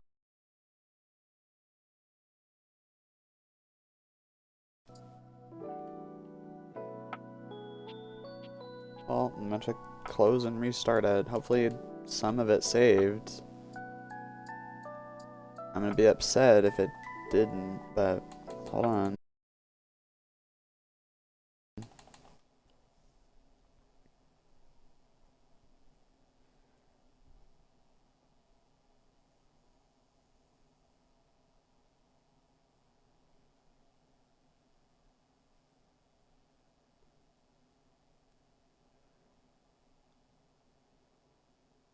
Team 17.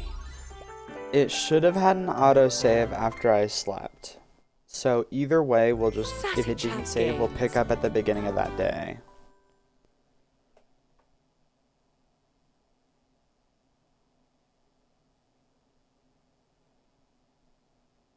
I think.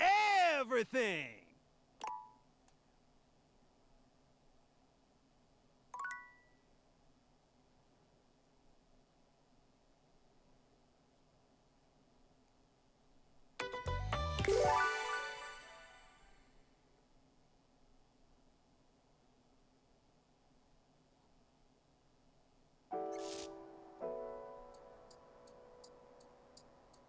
Oh, it left off right here.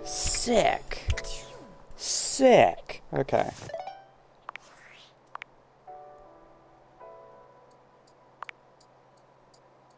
Who messaged me?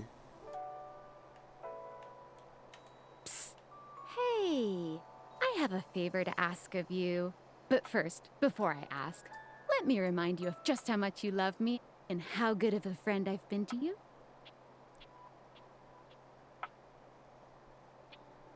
Not huge, though if it works out, it will be extremely cool.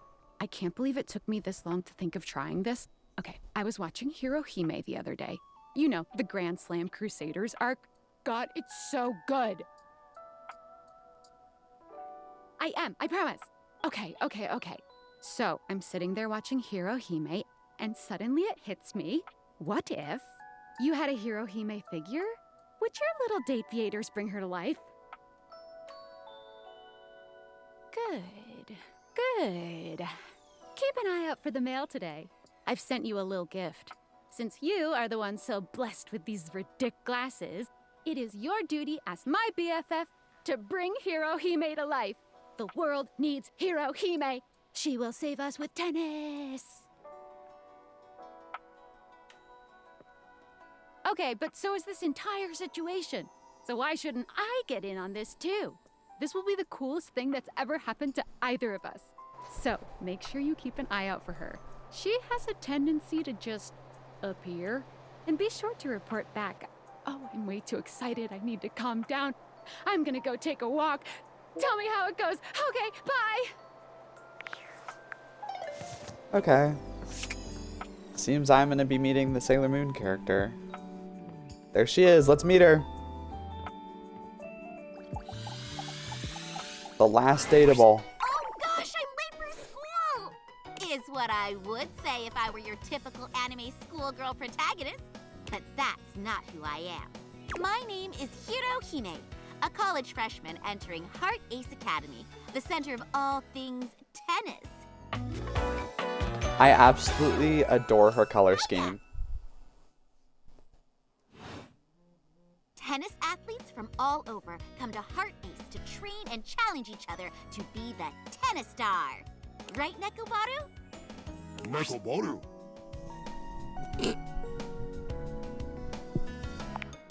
Nekobaru. Oh, okay. I'm sorry. Here, let me start over. Hi, I'm Hirohime, and this is my tennis ball cat, Nekobaru. I'm happy to answer any questions you have. Go for it. I'm happy to answer any questions you have. What can I fill you in on?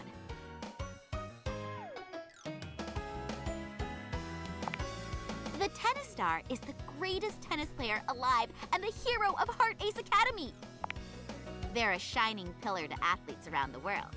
They also fight crime in between their tennis games.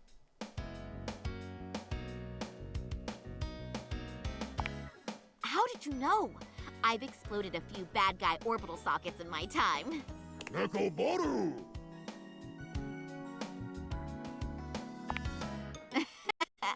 Wouldn't you like to know? The previous tennis star mysteriously disappeared, so everyone has been training for their spot.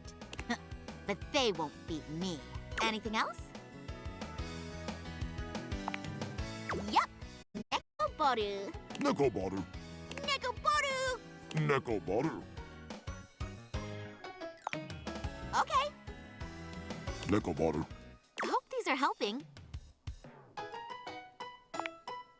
Whew! Answering these questions has got me hungry for some tennis. But I need a tennis partner to help me get to the top. Say, why don't you train with me? Awesome! You're a lifesaver. Battle Court activate! Oh my god. Battle Court! Hope you're ready! Galaxy Arts Starlight Smash! How are you gonna return that?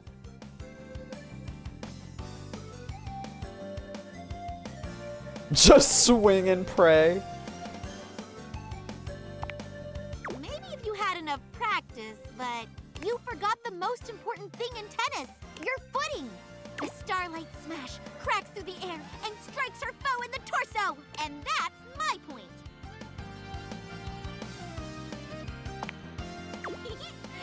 even close. You got a shady partner. But I guess we can call it here for today. I'm gonna go run laps around the house. Catch you around, okay? Oh, and don't forget your cooldown stretches.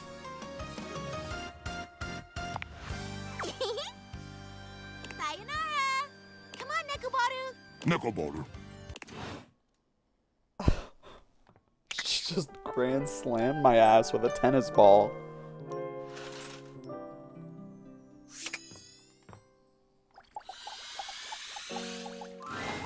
Morning! Nekobaru. Yay! So I was thinking about our match we had. Not only are you out of practice, but you're out of shape too. Great! I'll be your senpai then. Tennis is a great cardiovascular activity. You gotta increase your stamina and your skills to keep up. So, let's start with a warm-up exercise. Almost. That's probably not good enough. Battle court activate! Okay, we'll be doing sidestep running drills. Stand parallel to the baseline and start moving laterally down it. Once you reach one of the sidelines, come back to the start and go again till the next sideline. Repeat until you've made it back and forth to the end. Remember, your movement should feel natural and bouncy. More like a future zygote. But we'll get there. Doing this before every game will help improve your feet's reaction time. Are fighting games just about mashing buttons? I've got all the motivational quotes. Come on, just do a few more. You're almost there. And done. All right, take a breather. Nekobaru.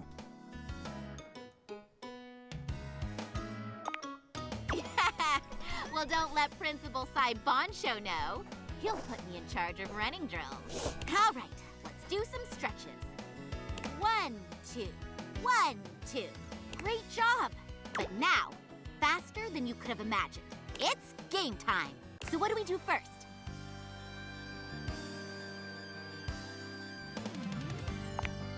Right. Assume the ready position. Okay, here we go. Galaxy Arts 5% Starlight Smash. Well done. Time for me to announce my next attack. Galaxy Arts, take the advantage now shot.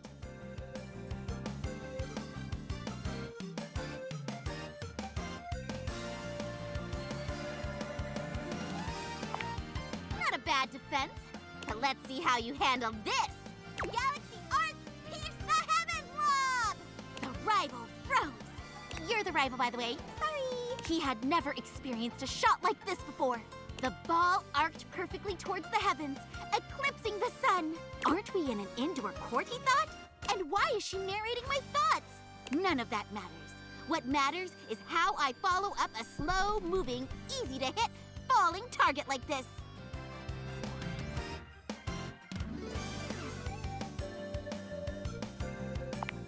That's right. I should smash it back. But wait! Why is she at the net? Why is she trying something so risky? Is this the semi-supernatural part of a sports anime? The protagonist's not so unrealistic superpower to show that they're special?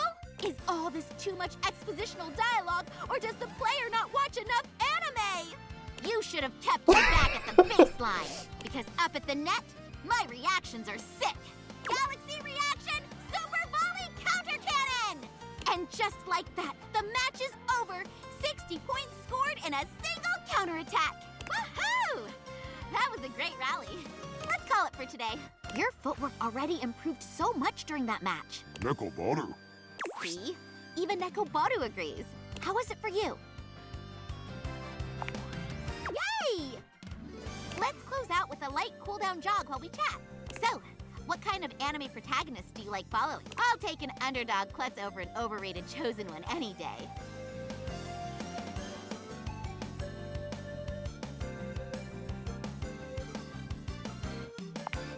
It's tough, but some stories are page-turners. I just keep hoping their life will get better. But they usually don't. Well, I hope my journey still holds up to whatever new series you're into. I can't see why not. After all, I'm going to be the next tennis star. Did you say something? Yosh! I'm gonna head out then. Don't forget to get some good food and rest. Taking care of yourself is also part of tennis training. Sayonara!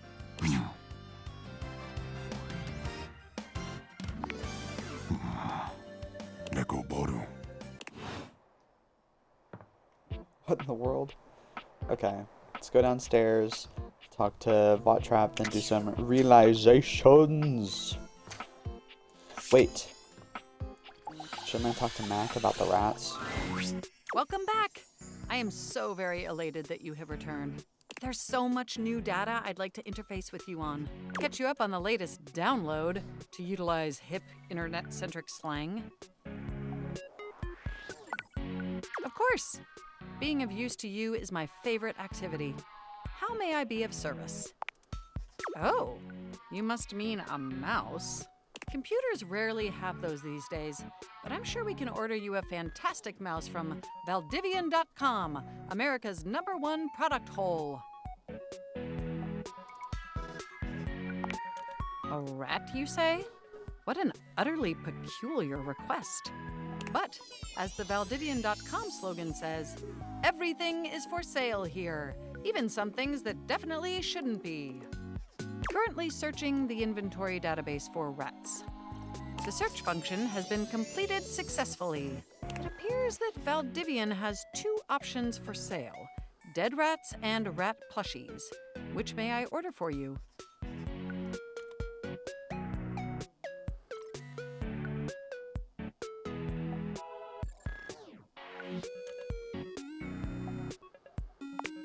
Mac looks at you for a few long moments. I don't mean to second guess you, but are you absolutely sure that's what you'd like to order? All right, if that's what you really want.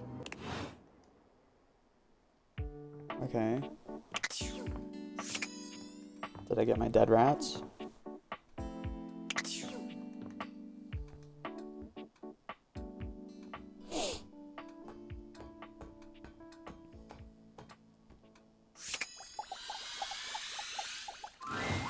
Hey, Top Dweller, what you got there, hotshot? Don't you do this to me. You know that I know that we both know that that's a rat. Is that a frickin' rat? Ooh, baby! Welcome to Papa! Here, let it go. Let it go! I got this stinky-ass cheese and everything!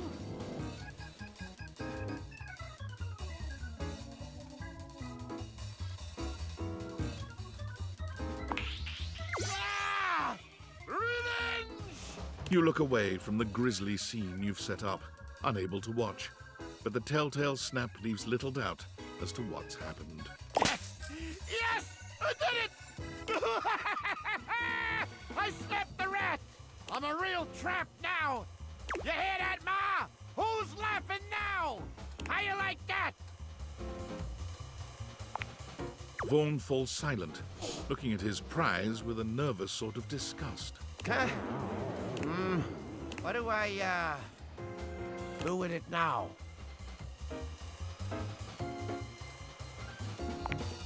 Thanks? I think? Huh? Feels kinda... Shouldn't I feel, Yeah! Like frickin' powerful or something! All I feel's, you know, bloodier. Yeah! Yeah, I guess, you spend countless lifetimes in the frickin' hole hoping for something, and then you finally get it, and all you got's a bloody stain on your snapper and a weird feeling in your heart. That old trick, huh? I've been down here for years. I can oil my own springs. Thank you very much. Let me sit with what I've done. You can't wash off shame.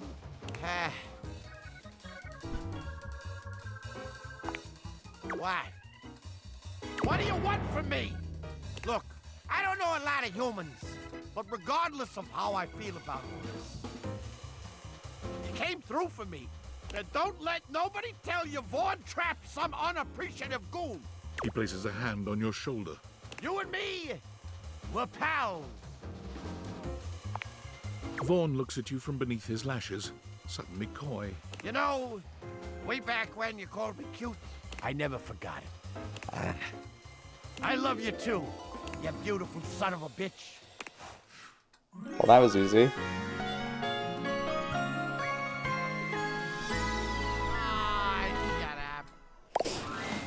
When Rebel walks in on you this time, they seem to be unaware of your presence. Unlike your previous encounters, Rebel is gazing off into the distance with a strange look on their face, as if they could see through the walls, and they're searching for something out there. Maybe even something they know they will never find. Straight away, any hint of softness in Rebel's face dissolves. They turn on you, the mask already back in place. With a disdainful laugh, they raise an ironic eyebrow and put their hand between their legs in a gesture that can only mean one thing.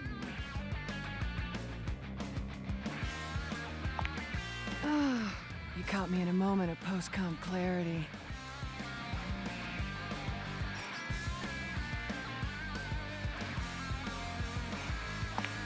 What card? Like I said, what you see is exactly what you get. So, what brings you to my domain on this fine, hormonally unstable day? What's there to be worried about? I've gotten laid twice since breakfast. I'm doing great. Anything else? Seriously? I think you need to go away. I'm living my best life. What's going on with you? Why you gotta keep doing that? I don't know what you're talking about. Aside from playing my therapist, what should we discuss? How about your woefully inadequate sex life? No one appreciates that kind of talk back, alright? Acting like what? Myself? You're relentless, you know that? You really want me to be somebody I'm not, don't you? Sorry if I'm too much for you, but I'm not changing. Why do you keep letting me come around here anyway? You must like me or something. Like me? Like me? Aw, how sweet. Well, if you play your cards right, maybe I'll take you for a spin around Pleasure Town. Let you taste the rainbow. See what happens.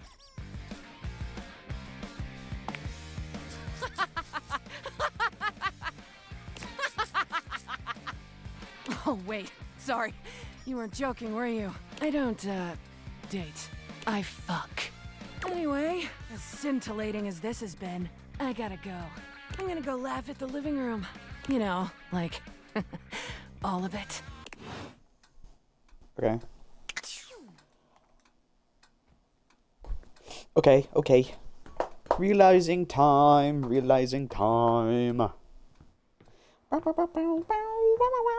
But Rebel should be in the living room now, just chilling? I'm not sure.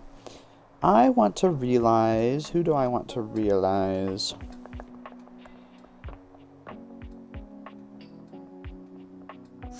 You know what? I want to realize the geode. I want to see what the geode looks like. Hello, most favored of humans. Are you here to experience the infinite? Truly? I hope she doesn't feel like this is a downgrade. The spectral energy flows through your Dateviators, and what was once an Earth goddess becomes... She's beautiful. Oh my gosh. Oh. I feel so... finite. So small. Is this how you've always felt, human? No. I should call you by your name. I am human now, too. Oh? Show me, then. Rongo my Fenwa may no longer be an eternal goddess, but her touch is just as divine as it always was. She asks you to show her the pleasures of humanity, but her goddess energy remains. You find yourself inclined only to worship at her feet. Afterwards, Rongo my Fenwa is surprisingly sweet and gentle. She thanks you for the experience in an uncharacteristically humble way. As you watch her walk out the door, you can't help but wonder what she'll make of the human experience. One might have expected Rongo Maifenwa to hold herself at a distance from humanity, but she embraces these new opportunities to the fullest. She finds she enjoys the dirtiest, messiest experiences. Anything involving dirt and mud is a clear draw. Rongo Maifenwa finds her true calling when she visits a dairy farm. Feeding animals and tending to them is joyful enough, but her first taste of ice cream is absolutely transcendent. She struggles a bit with taking orders, but working with the animals and enjoying a free ice cream cone with each shift eases the burden. She sends you photos of herself, completely stone-faced, bottle-feeding calves and milking cows. She hasn't quite gotten the hang of smiling, but you believe in her. Oh, got a message from work. Valdivianites! It's me, David Most. And today, just call me your Chief Endearing Officer. I realized that with all of the focus on finding my missing glasses, which are still missing, I haven't been putting enough focus on you, our beloved employees. Well, today, that changes. To show each and every one of you just how integral you are to our annual net earnings, I've decided to send you all 1.4 ounces of chocolate-inspired Munchables. Yummers! Your chocolate will be delivered shortly by Valdivian drone to your place of residence. Oh, and if the drone starts to surveil your residence like it's searching for something, like, oh, let's say glasses, for instance, do not be alarmed. That's totally normal drone activity that all chocolate delivery drones definitely do. Say that 3 times fast. But in all seriousness, don't, as that would waste valuable company time.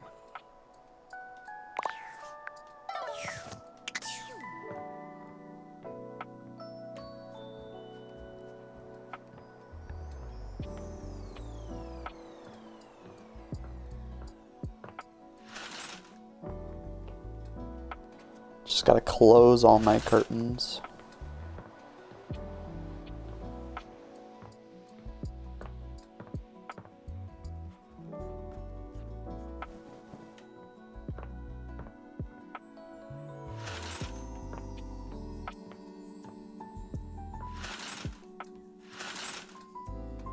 Can't let anyone see. No one. Anywho, we're gonna realize somebody in here, and that's gonna be the Hanks. You're here! We missed you. Yeah, we've been thinking about what gnarly adventures to go on next. Refrigerator riding, trapdoor diving, submersible exploring. Whoa, dark bro. The possibilities are endless! Do you have any ideas? Rad! Let's do it! Wait, what? You can make us real? Like, really real? For real real? Like really really for really real? Really?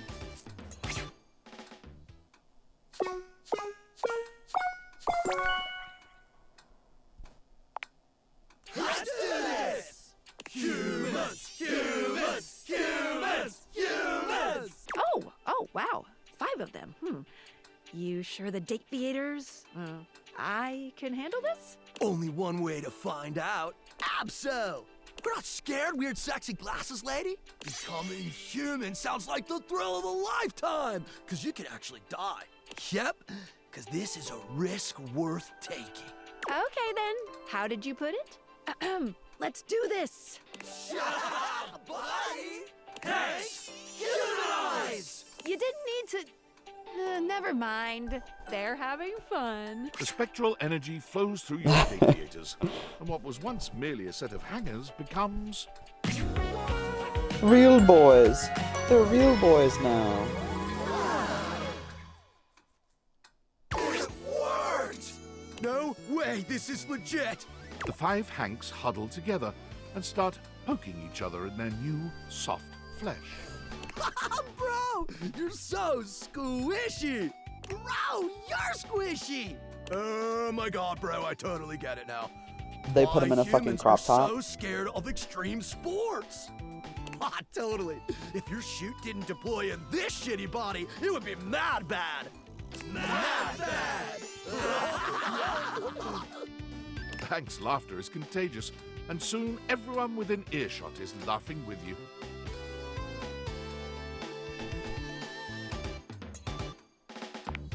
Oh, that's easy. Only one thing to do with bodies like these. You can't help but stare at the sinewy muscles that ripple underneath their tight outfits. Years of athletics have toned them to perfection. That's the easiest question you've ever asked us. Your mind is spinning, desperate to know what their answer might be. There's only one thing we crave more than adrenaline. Your pulse races as they slowly make their way toward you.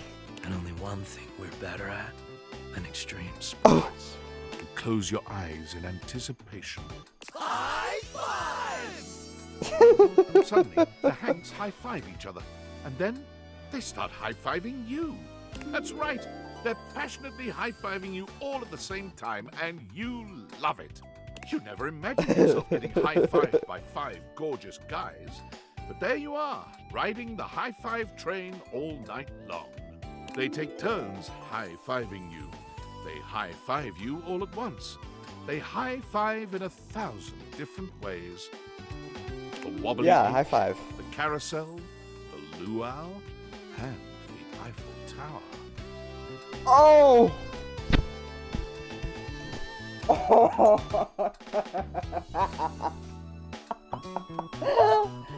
Oh! Yeah, we're high-fiving. Yep, It's that's the what we're doing. wildest night of high-fiving you've ever Yeah. had in your life. With the 5 wildest guys you've ever been lucky enough to fall for. Talk about an adrenaline rush! Thanks, house homie. This is the best! There's so much to do out here! So many adventures to prepare for! Want to go on them with us? Of course. We base jump! Yep! We already jumped off the highest spots in the house. Time to jump off the highest spot on Earth! Everest is played out. The Burj Khalifa's been done to death. And since we all know the Earth is flat, we're gonna jump to the moon! The 5 of them storm out into a world whose physics might be more than they bargained for. You smile as you imagine how impossible this feat would be. Then again, if anyone could find a way to do it, it would probably be... They're going to the moon. Sorry, I'm quite liking the high-fiving scenario going on. We were just high-fiving, you know, chilling. That's all.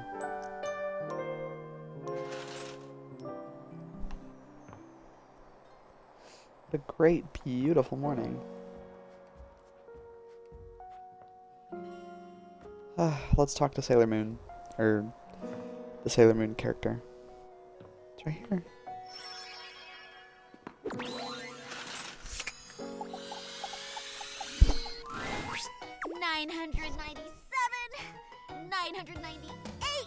Hirohime. 999. 1,000. Phew.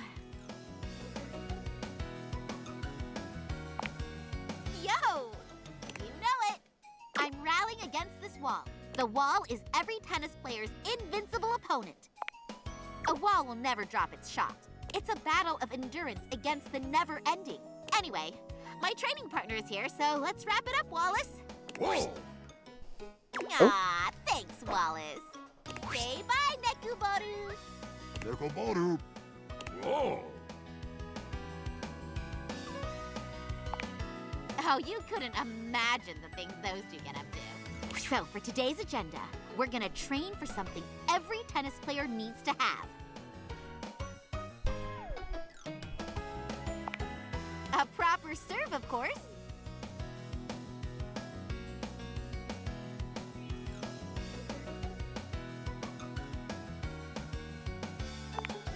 Sure, as long as you make it in, you get to play. But if you want to become a tennis star, a true master of the sport, you've got to give it your all every time. No one likes to be placated, even if it's just a silly game, which it isn't. Everyone starts that way. Nothing to be ashamed of. In tennis, we have a primary serve and a secondary serve. Your usual puny low-effort serve would work as a secondary, like a backup, if you're not confident or just need to get the ball in. However, you should go all out on the primary serve and set the tone of the match. Whether it's a tricky spin or just raw power, you can throw off your opponent right away. And once you get in their head, it's over. Remember, tennis is, above all else, a mental game. Of course you are. You're the only one who can help me. Come on, let's practice your serves.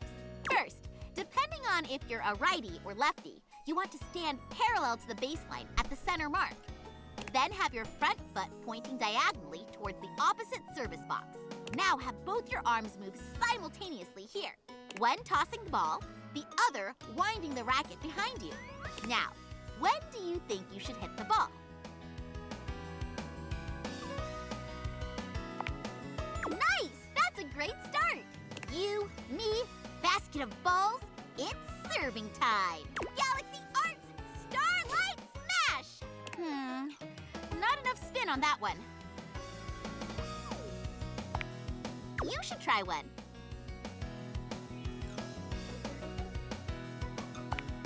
That could catch on. Let's try it again. Galaxy Arts, Meteor Slice! You brought a gun to a tennis battle? Rude. It's a good thing we aren't playing on a seawater court. Looks like we're out of balls. Grab a basket and let's pick them up. So how are you feeling about all this? Must be great being able to talk to your cool anime figurine, yeah? It rules talking to you too. Bet your anime-loving pals would be jealous to know you're getting trained by a future tennis star.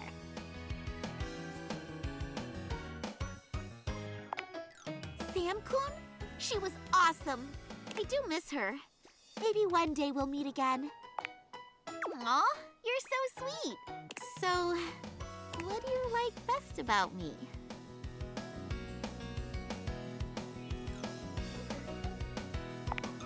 Thank you. I'm happy I got a true legend to give me a voice. All right, we got all the balls. Let's get back to serving. Soon, we'll be clashing with each other at equal strength. We'll first compete for positions on the team. Since there's only 2 of us, it'll be for first and second singles. Then you'll get drafted by Thorn Slice Institute, which will fuel our rivalry even more. After months of training, we'll finally be able to duke it out at nationals. Then I'll become the tennis star. I'm a full-time student, and you lost your remote job. Deal with it. Anyway, we'll also have to... Hey, wait a minute. Where's Nekobaru? Did you hear something?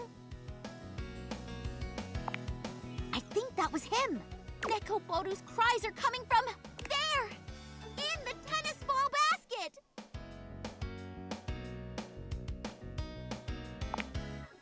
Thank you!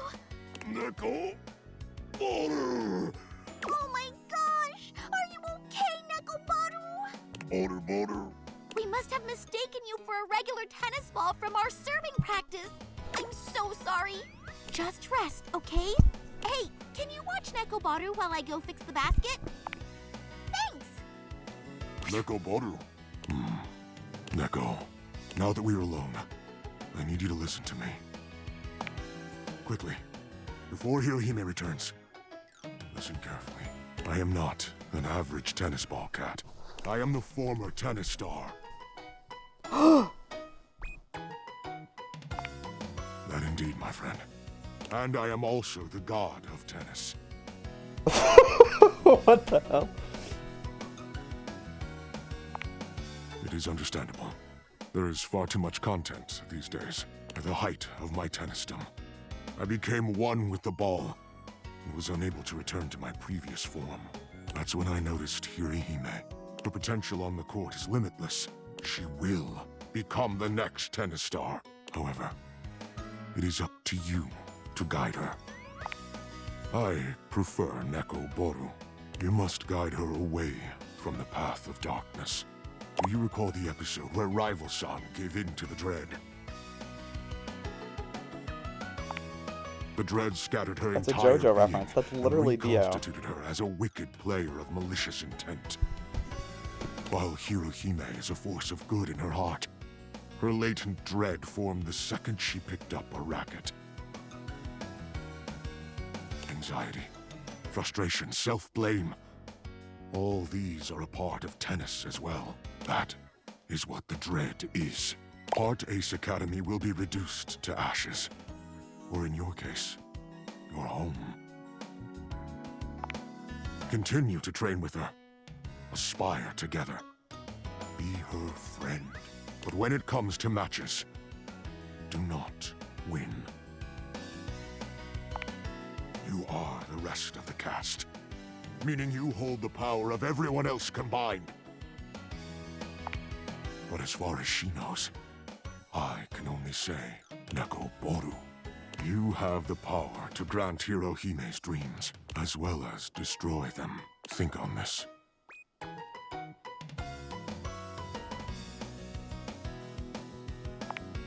Forget anything you know. Her coming here and meeting you never happened in the anime. Consider this a filler episode, or an OVA added to the special edition Blu-ray collection. Here she comes. Remember, whatever you do, do not win. I'm back! How's Neko Boru doing? Neko Boru? Thanks for taking care of him. It's getting late, so let's call it for today. What's up? Neko Boru. Let me know when you want to get our next training session in. Until then, sayonara! Neko Boru. It's Rebel. Oh, hey, It Rebel. isn't my favorite piece of eye candy. I'd say it was great to see you, but that would be an overstatement. It's okay to see you. Reasonable, decent.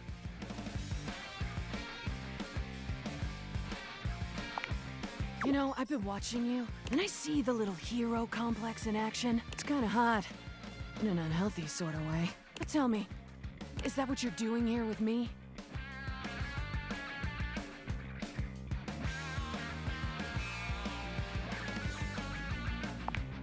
You gotta stop doing that. Lol. We should try being a doormat. You're better suited for it. Well, anyway, you caught me in the middle of something. Come here, let me show you. Rebel unzips their fly and drops their trousers, lowering themselves into the bathtub. Try again. I'm peeing in your tub.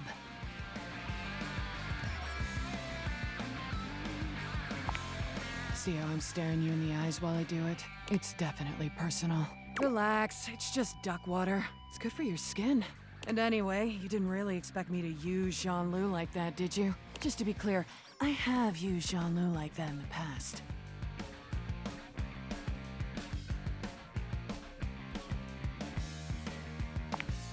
And? All of a sudden, Rebel's face shifts. They stare at you with a deep suspicion, as if trying to see through you. Okay, what are you getting at? Like, you've been saying all this stuff, and I can't tell if you're just ducking with me, or like, if you're trying to get something out of me.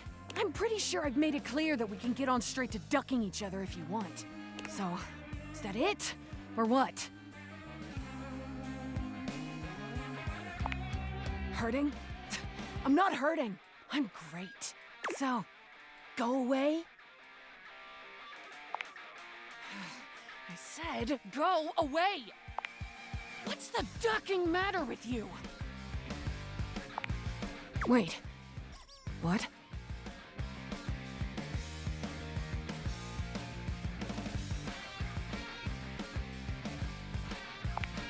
Rebel seems to be genuinely confused by this.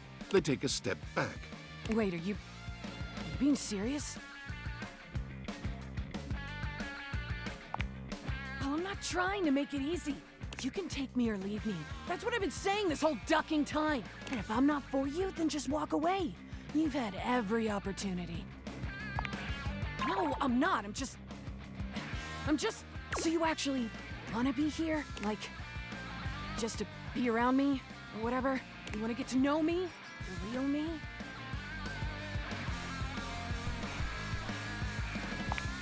All of a sudden, Rebel bursts into tears. Their body is racked with heaving sobs, and Rebel stands there looking utterly helpless. When they finally settle down, Rebel looks at you with huge, wet eyes, full of remorse. I'm so sorry.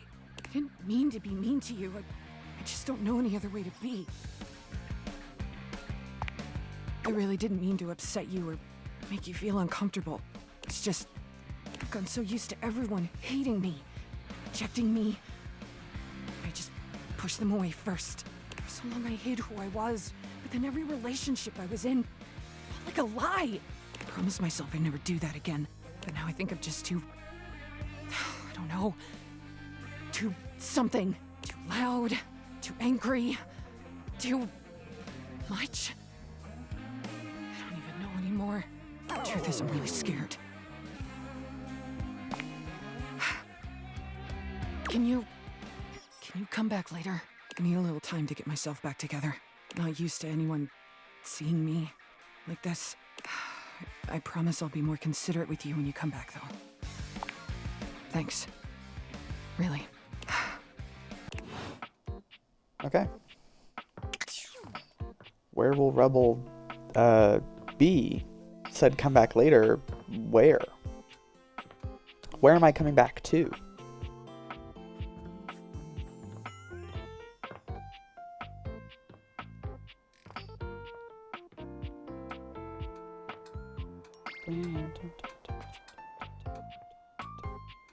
No idea. Alrighty, I want to realize my kitchen a bit here. I started with romancing them, so we're going to start by realizing them. We're going to start with the clock and kind of go this way. So we'll go clock, fridge, air fryer, toaster, like cutlery, and I think that would be it. That's 4. Yeah. Wait, no. 4 is the clock, the fridge, the air fryer, and the toaster. My love is always right on My little time. twink. I've a very busy schedule today. Schedule. But there is always time for you. And it means even more to me. I assure you, the spirit of timeliness shines through your very essence. The most beautiful pocket watch in my collection would be ill with jealousy if it could only see. Are we on for our date later? Realization? Truly? It's time. Let's do this, Timothy Timepiece. The spectral energy flows through your dateviators. See, let's see. A clock becomes... Literally did not change at all. He just changed clothes. Timothy turns around, examining his newly human body. His tail and ears are just where they were, but the body they adorn is fully human now. No gears, no internal tick-tock ticking, only the lub-dub of a human heart. Timothy's amazement melts away into a gentle warmth, and he takes your hand in his, placing it on his chest. You can feel a strong heartbeat beneath, regular, entirely human, and only speeding up the longer your hand rests on his chest. Does it always feel like this? His hand comes up to rest over yours. He presses your fingers into his chest until his heartbeat is all you can think about. It's not like the ticking of a clock at all, is it? It speeds and slows. And when you touch me like this, words are not enough. For once, Timothy is speechless. When you take his hand and lead him away, he follows you, starry-eyed and eager to see what comes next. There's no more talk of schedules or clocks now. There's only you and Timothy. Time falls away when you're in each other's arms. You're not even sure how long it's been.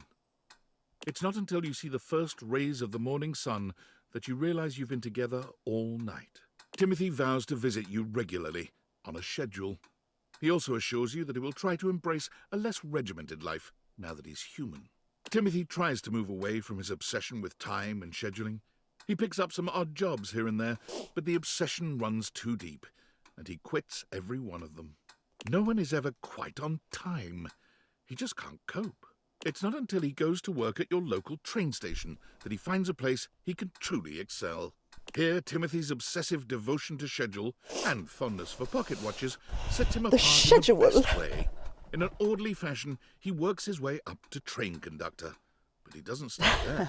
He revolutionizes your municipal train system, transforming delays from a consistent occurrence to a rare event. The next train will arrive at this station in 5 minutes. There are so few things in this life one can count on. But you can be sure our trains are one. Please line up in an orderly fashion. Remember, there is always time for courtesy. Timothy's love for timeliness has changed the game for commuters in your city. You can't help but smile when you see photos of him in his conductor's uniform. He's come so far. Okay. Freddy Yeti. Well, if it isn't the coolest kid this side of the polar ice caps. What have you been up to? Whatever it is, I bet it is as awesome as you. Do you mean I'm gonna be realized? Well, this is better than a Food Fetch 2-for-1 special. Are you ready to do it now? Yes, sir. Let's turn this beast into a real monster. The spectral energy flows through your Dateviators, and what was once merely a fridge becomes... Ooh, drumroll. He's the exact same. He just changed clothes as well. Showing off that Freddy chest, towers though. over you at his full height. You might have thought realizing him would make him human, but now he's a greater, more majestic version of his Yeti self. Move over, Bigfoot. Freddy is here. And I look pretty great, if I do say so myself.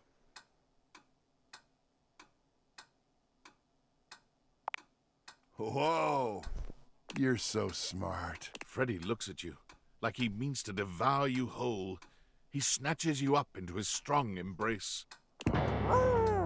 Let's get to it. You and Freddy do things that tabloids could only dream about, and the imaginings of a great many splendid artists online as well. Goodness, I didn't know a Yeti could sweat this much. Intimidated as you might be by a beast of Freddy's size, your natural stamina kicks in. Your evening provides ammunition for your fantasies for years to come. Shortly after being realized, Freddy began to notice he was the only monster around. Armed with curiosity and a desire to find his heritage, he traveled far away in search of answers, and those like him. He ate his way across towns and cities, often in disguise. Even though he used the greatest discretion, he still saw his photo in a few tabloids. At least they can never get a clear picture of me. Once he reached the salty mountains, he trekked for days to the summit. The snow and wind were harsh, but he found the frosty hike to be rather pleasant. He built a log cabin up there, unpermitted, though the locals knew it would be unwise to ever ask him for one. Though some say they have seen a food fetch delivery truck making many more trips to the salty mountains than normal. Huh. Now time for the air fryer. Oh, Dr. Strange. blessed day. My beloved walks smiling into my kitchen. Hello, love. By the eye of Agamotto. You understand what this means, don't you? Friar Errol, let's go to church.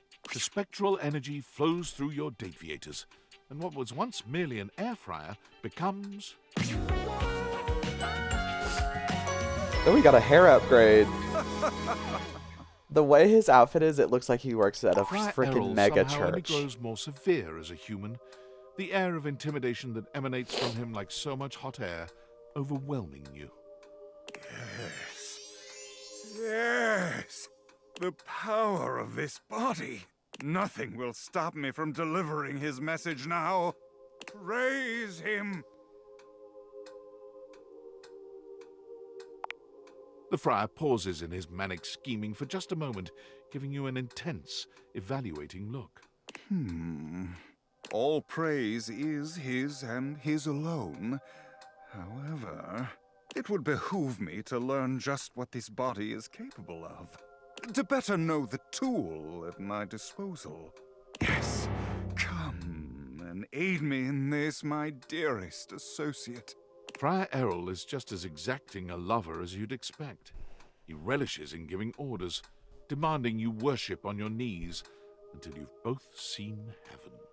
But Friar Errol is ever himself. Even with the taste of your worldly delights on his tongue, the friar refuses to change his tune. There is no cuddling or sweet talk afterwards. He thanks you for your service and leaves. The only true sign of his satisfaction, the hymn he hums under his breath. Friar Errol finds work at a members-only wholesale store, Priceco, famed for their excellent deals. He was hired on as a cashier, but quickly bullied his way into handing out food samples where he could truly speak to customers at length about, you guessed it, the gospel of air fryers. You there, come here. Yes, you, the slack-jawed oil-soaked yokel. You may be familiar with Mama Mary's pizza pockets, but have you ever had one made in the air fryer? It is a transcendent experience. Where are you going? Return at once and experience glory, coward! For as many customers as Errol annoys, even more walk out of the store with a brand new air fryer. Management has decided it's a wash and looks the other way. Errol seems happy enough, but nothing is ever quite enough for him. He sends you regular letters updating you on his and the church's activities. Each letter includes an air fryer recipe of his own. Truthfully, they're not bad. Okay. For the first time since you've known her, Miranda looks a little nervous. She's still happy to see you, but you can tell by the way she fidgets that there's something on her mind. Hey, okay. This is like a really exciting moment for me, and also I'm a little nervous. Do you remember when you helped me out so much and we wrote those lyrics together? So I finished the song. Okay, not finished completely, but I really think there's something there and I want to share it with you. You want to hear? Miranda lifts one hand high in the air, calling out to her bandmates. Amigas, let's make some enchantment. Oh my gosh, we got a song.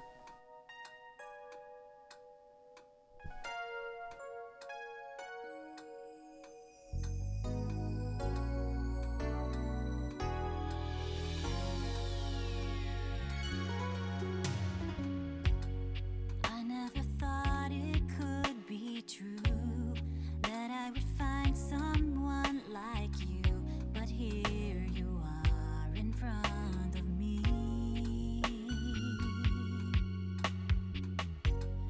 Every time I see your face, I wanna run to your embrace. Your love is where I wanna be.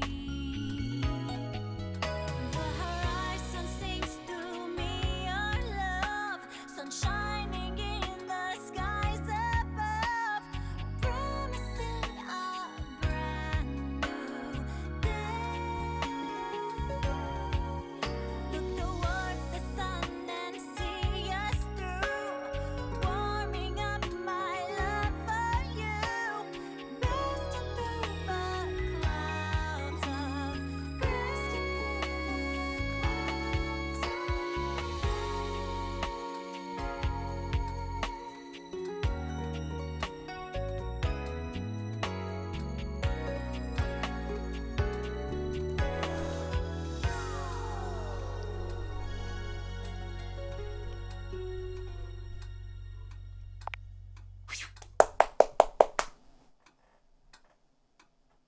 Miranda is lost in the emotion of the song for a few moments after she finishes. Woo! When she finally looks at you, there's a clear vulnerability in her eyes, no matter how hard she tries not to show it. So, opinions? Feedback? Are you struck wordless by the majesty that has just unfolded in front of your eyes? Because if you are, I would totally get that. I'm so happy you liked it. That makes me feel all warm and, well... Hey, you said it, not me. Catch you later, okay? Okay. I'll have to return to her to realize her. I didn't realize she was going to sing the song to me. Nap time. Oh. I have a Discord message. Notice David is promising chocolates, but delivering paranoid, controlling outbursts instead. Wouldn't be the first time. And after the outburst, he'll offer a tear-filled, heartfelt apology, saying how he's sorry, explaining how he won't ever hurt you again. But it's just an act. A perpetual, never-ending roller coaster of pain and heartbreak. A cycle that will never stop until you finally find the courage to slam the bedroom door and excise him from your life. And yet somehow here I am. Again. Stuck in an endless, spellbinding dance with David Most.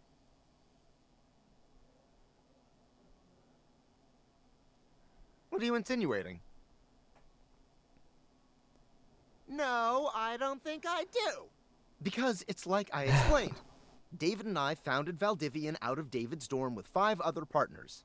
And yes, that dorm room was also my dorm room. And yes, we were technically roommates. And yes, there was only 1 bed, but that was only because we were a startup and couldn't afford 2 beds.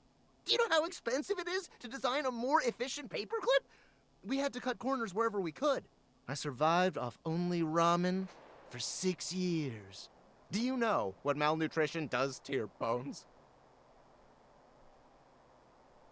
I really don't like your tone. My relationship history with David is none of your business, and it has absolutely no bearing on our current goals regarding the Dateviators.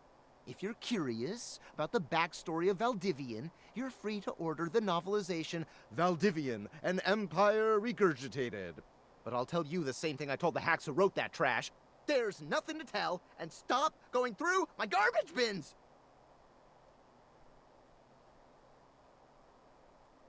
Now, unfortunately, I really have to go. Apparently, I accidentally hacked into Russia's cyber defenses, and I gotta clean that whole mess up before I cause another international incident. The State Department only gives you 2 oopsies. Oh, okay. As they do.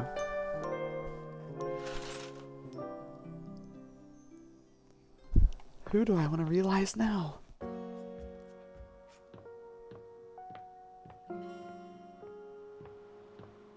Kidding, we're going back to the kitchen. Hola, mi amor. I miss you already. Don't be a stranger, okay? Shut up. Ay, Dios. Really? I'm so excited. Oh my god. I don't even know what to do with my cord. Like, now? Like right now? Set this toaster to realize. The spectral energy flows through your Dateviators, and what was once merely a toaster becomes... Woo! Her dress is cute. Miranda does a charming little twirl, looking herself up and down. She sings a few test notes, giggling with delight at the result. Ay, Dios. I'm a sexy human. Look at me. Listen to this voice. Do you have any idea how many albums I'm gonna sell now? Like, even more than I sold when I was a toaster! That's like a lot! Oh, ay amor, now that I'm a human, and I'm not gonna like accidentally set your clothing on fire, I'm gonna set some real shit on fire in like a sexy metaphorical way. You know what I mean? Come here, my favorite little slice. You and Miranda share a night of real heat and metaphorical fire that leaves you both slightly cooler and quite tired in the morning. Before she leaves your side, she bends down and gives you a quick but loaded peck on the cheek. Thank you for believing me, amor. The next time you saw our dear Miranda Dulcita was from the back of a massive and sold-out stadium, where she was touring in celebration of her new album. She couldn't see you from the stage, but having gotten your text that you would be there and so excited to finally see her perform live, she threw a great big wink out into the crowd. Mwah.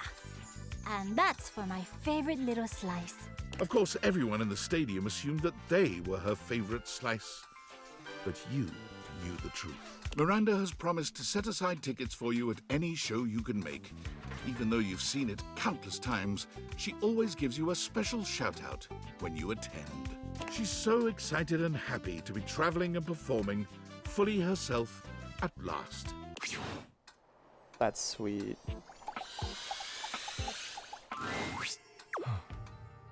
There you Hello, are, my Daisuke. love. I had hoped you might come by. Are you quite certain?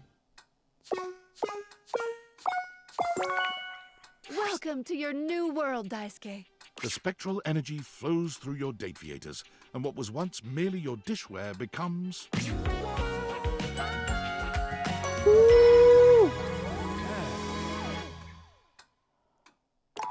Everyone's getting clothing upgrades. What is this feeling?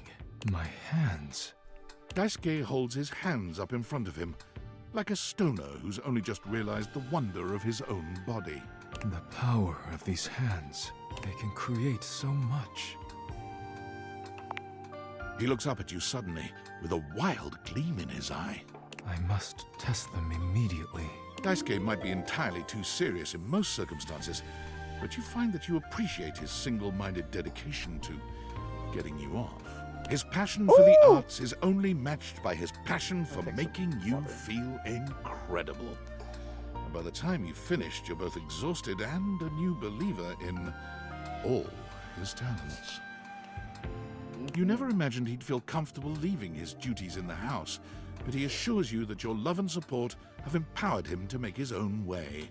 Daisuke left your home and immediately went to what he knows, ceramics. He managed to talk his way into a job teaching ceramics at the local community college with only a few well-chosen words, letting his smoldering good looks do the rest. Unfortunately for Daisuke and the students, it became quite clear that he was in no position to teach anyone anything about ceramics, and so he tried his hands at teaching at a sip and paint in the city.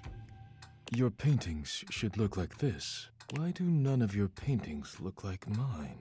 Of course, we are painting the same scene. Never mind. Let us continue. But once again, Daisuke's artistic ambitions didn't match up to his technical skill. One of his customers did, however, realize Daisuke's true potential and invited him back to the community college, this time as a live nude model. His statuesque features, arresting good looks, near supernatural ability to hold still for long periods of time, and endless patience all make him an ideal candidate for modeling. Daisuke finds he is content and fulfilled by helping others bring beauty into the world, even if it is not wrought by his own two hands. Okay.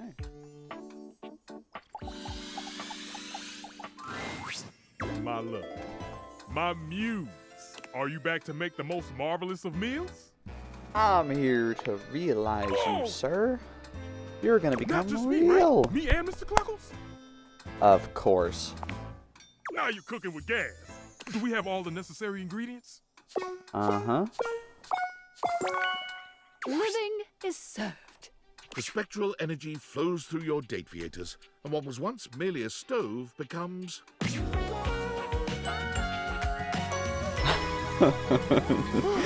He's dressed like Guy Fieri. Stefan looks Oh my gosh, I down forgot. at I his gotta go body, talk to then at each of his hands in turn. Tennis Girl. I've never seen him this excited. Ah, I'm human! Hot dog, drizzle, honey on a biscuit. I'm so excited! Ah, yes! Mr. Cluckles, now a bizarre combination of man and chicken, skitters across the tile, nearly colliding with Stefan as he tries to get the hang of his new legs. Mr. Cluckles, look at you! Oh, this is so highly unsanitary.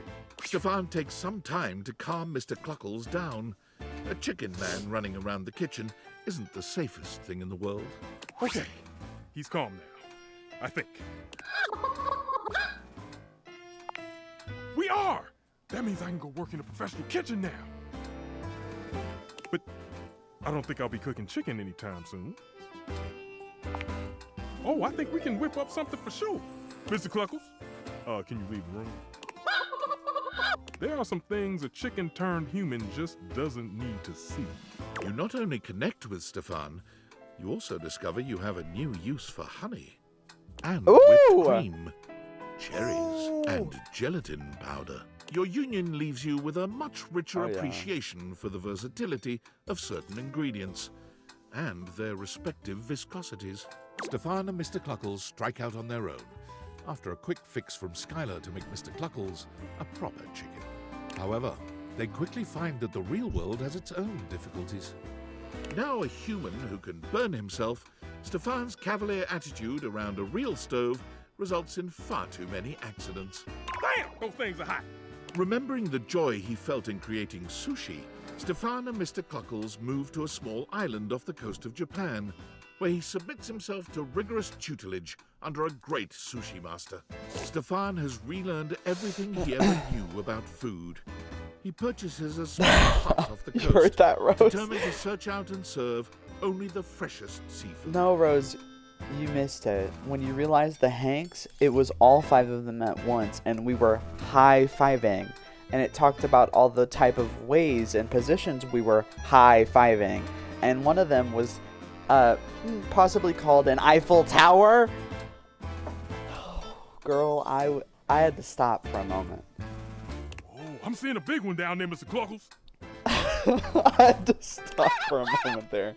You did miss it. And you missed me realizing the dominatrix safe. And you missed... Oh, who else did I realize? I realized Duncan, and he was super sweet. He went crazy in bed, and then it was like, oh, when he wakes up in the morning, he gives you kisses all over your body and is like torn by leaving you. And I'm like, oh my god, I need him. I said, I want to make him real in real life. Please and thank you. Stefan's dedication and Mr. Cluckles' remarkable aqualine diving capability, It's been their freaky in unassuming here hut since I've becomes a started mecca realizing for people. perfect sushi. It has been freaky.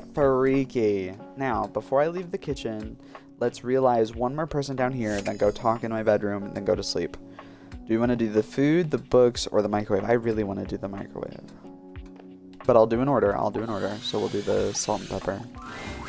Oh, hello, you. I'm so Hello, glad Mitchell. you're here. I wanted to ask you about something. I'm planning on inviting everyone in the kitchen to dine. At my place, I'd like to have a party of such class and character that none will forget it. Every detail will be accounted for. I shall provide the food, which will be exceptional, of course, but I'm missing just one component. The host. I'd love for you to fill that role. You'd greet our distinguished guests on the way in and make them feel welcome. What do you say? Sure. Marvelous. And might I say, you look absolutely fabulous. Everything is prepared. Are you ready to start the feast? Perfect Sure. timing. Our guests are arriving now. Is this a place where the food is, or...? Rise and shine. Reporting for duty. 3 guests. An ideal amount. More of me to be shared. Truly top-notch. I must say, I'm impressed, Mitchell. My speech might seem a little formal, but I memorized it, so here we go. Thank you. Thank you all for coming. I wanted to invite you all here to celebrate my tenure as a critic, and to tell you that I am retiring. From here on out, I wish only to enjoy my dining experiences. I'll be leaving the notebook at home. So tonight, let's all come together and enjoy this cake. I made it out of dates. I figure it is the most thematic of my time spent with you.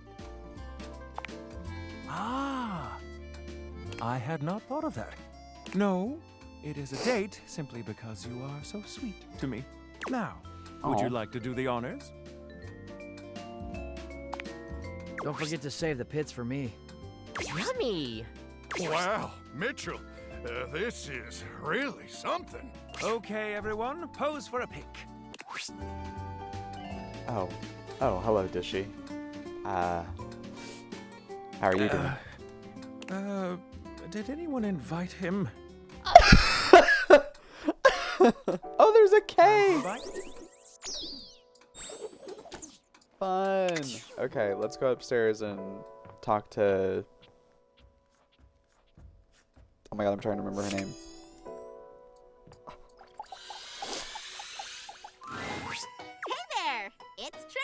Hiro Jaime. But for today, we're going to the beach. Oh, a beach episode. Kidding. Guys, We'll we gotta warm get up a with some beach mini episode in tennis. D&D. My beach episode. Sorry, no fan service today. Mini tennis is where we start at the service line and play with half swings. It's all about learning control. Ready? Go! Too far! Do your follow through, but start your swings from the side rather than behind. Okay, nationals are coming up, and I'm a little worried I might overtrain. I want to make sure I win against you. I'll do my best. So, let's call it for today.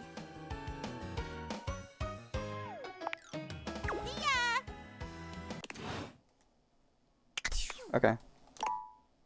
Oh, I have a text message?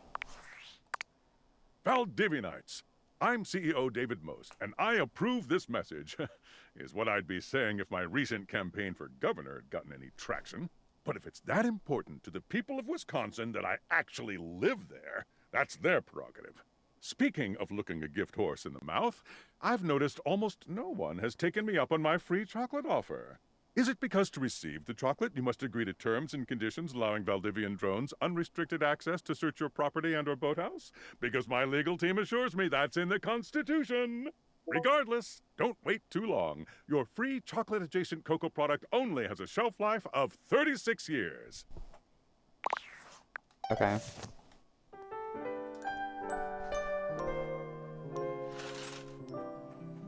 Hiro Jaime. Let's talk. It's time. Okay, Rival-san.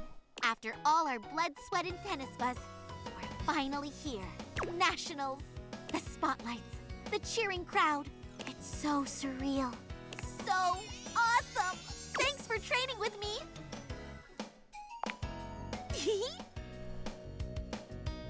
All right. Battle court activate. My serve. Galaxy Arts 75% Starlight Smash. So you can handle 75% now? Try this on for size. Super down the line beam. Solid stance, but can you make it back in time? Forehand smash. Opposite end volley. Woohoo! That's my point. 15 love me. Your serve. Even your simple serve has improved this much. It's fine. I can still return it.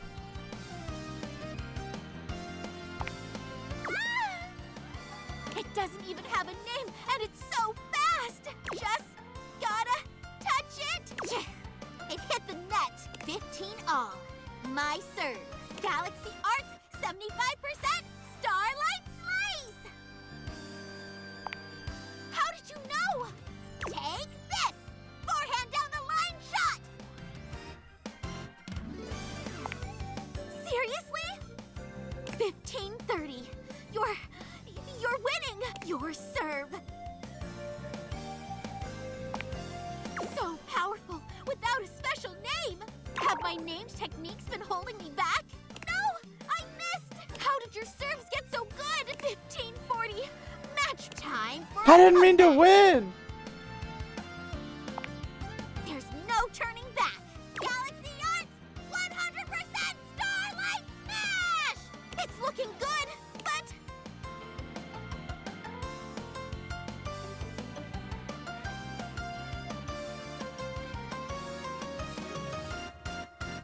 I don't know. ah, I can't believe I flubbed that one!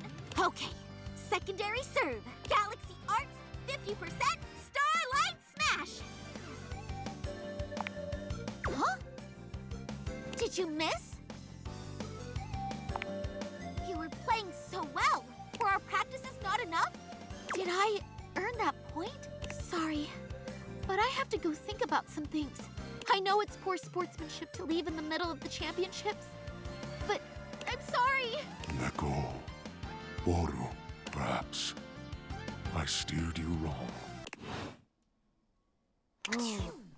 No. Okay. Let's go realize. I want to realize everything. Oh. I take everything. What do you say, friend? Shall we indulge? Does that mean I'll get to experience Paris? And Tokyo? Then my greatest dreams are about to be realized along with me. Do you have all the ingredients prepared? I do. Mitchell, bon appetit. The spectral energy flows through your dataviators, and what was once merely food becomes... Still got that ramen hair. Do you smell that? The alluring scent of truffle, the captivating aroma of a far-off Stilton. All these years of honing my senses, and now I need only do what the other great critics have done. Eat myself. Mitchell takes a great handful of food from the fridge in what appears to be the indiscriminate gesticulations of one not accustomed to eating. Peanut butter, tomato, vinegar, even baking soda all go down his... I have made a terrible mistake. It would appear I have some recalibrating to do. Can you point me in the direction of the nearest fine dining establishment? Every great story has humble beginnings. Now I'm ready to taste what this world has to offer. Mitchell makes a whirlwind food tour of the planet entire. Upon completion, he finally sets down his critic's pen and musters the courage to open his own restaurant. In its first week, it is absolutely skewered in the press and closes with disastrous financial consequences. Who would have thought that a restaurant themed around feeding me would have done so poorly? Those brutes! Mitchell hurriedly takes up his pen once more and becomes a much respected and feared critic of critics. Cotswold's review was sloppy, importune, inarticulate, and generally unpalatable. I won't be frequenting his column very much, I'm afraid. You should do the same. With his unique food's eye view perspective of culinary analysis, he finally finds the respect he so desperately hungered for. Okay. Well, hello there.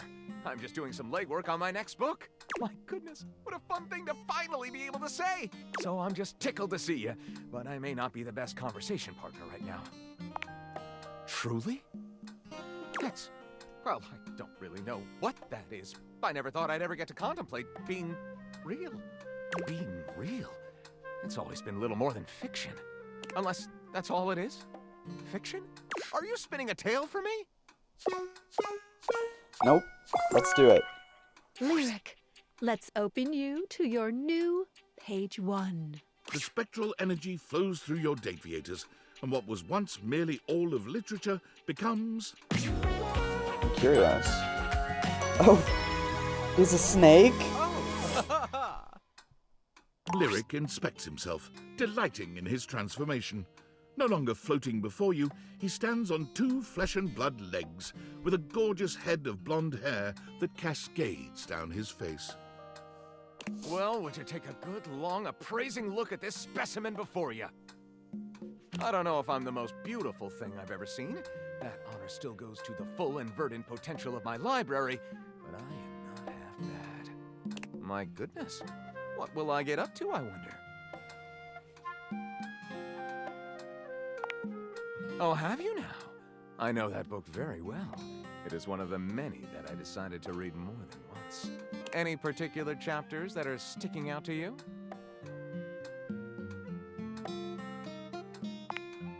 And in copious amounts, too. I hope there are no bears in your neighborhood. Interestingly, the version of the Lama Sutra that I liked the most was actually a workbook. You read it, and then you practiced it. Ah, at long last, all this information I hold need not be merely theoretical. Come to me, my little love llama. Let's just say that Lyric had indeed read and practiced everything in the Lama Sutra. It turned out to be one of the most invigorating, exhausting, and sexy experiences of your life. Literally.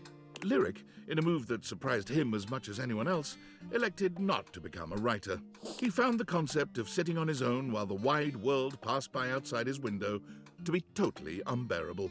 He discovered that what he wanted more than anything was a deep and rewarding communication with the world around him. He wanted a place where he could hear all the languages of the world, all of which, from his extensive reading, he knew fluently. He wanted to hear them spoken and assist people in understanding each other. He became the world's first celebrity translator. He volunteered his services with governments all over the world. He traveled extensively with corporations, humanitarian organizations, even historians and narrative researchers. He assisted in documenting, in some cases for the first time in their history, indigenous or remote languages that were threatened with extinction.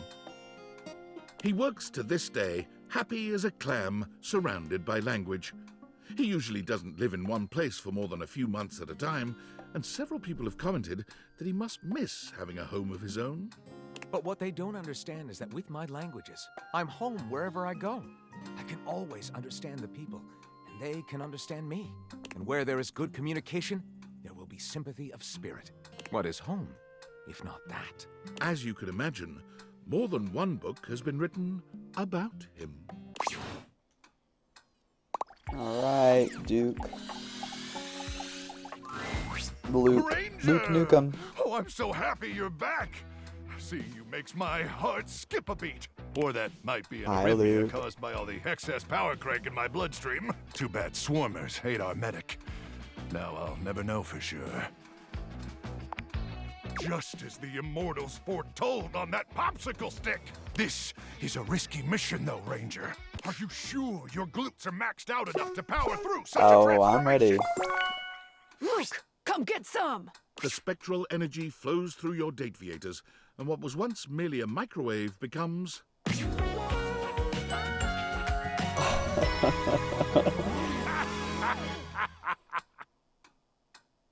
They put more clothes on him, and I'm upset about Thank that. the immortals for bestowing unto me this blessing. And thank you, Ranger, for being their earthly instrument in rescuing me from that horrific wasteland. Were the immortals ultimately responsible for this incredible twist in Luke's fate? Was it they who were secretly directing destiny's hand? Perhaps they were the unseen force that had guided the creation of the Dataviators in the first place. Being alive is incredible. My muscles are even more swollen and throbbing than I could have possibly imagined. I'm a little concerned about being exposed to all that radiation over the years, and my dozens of chemical dependencies. But drugs and radiation probably just make me stronger, right?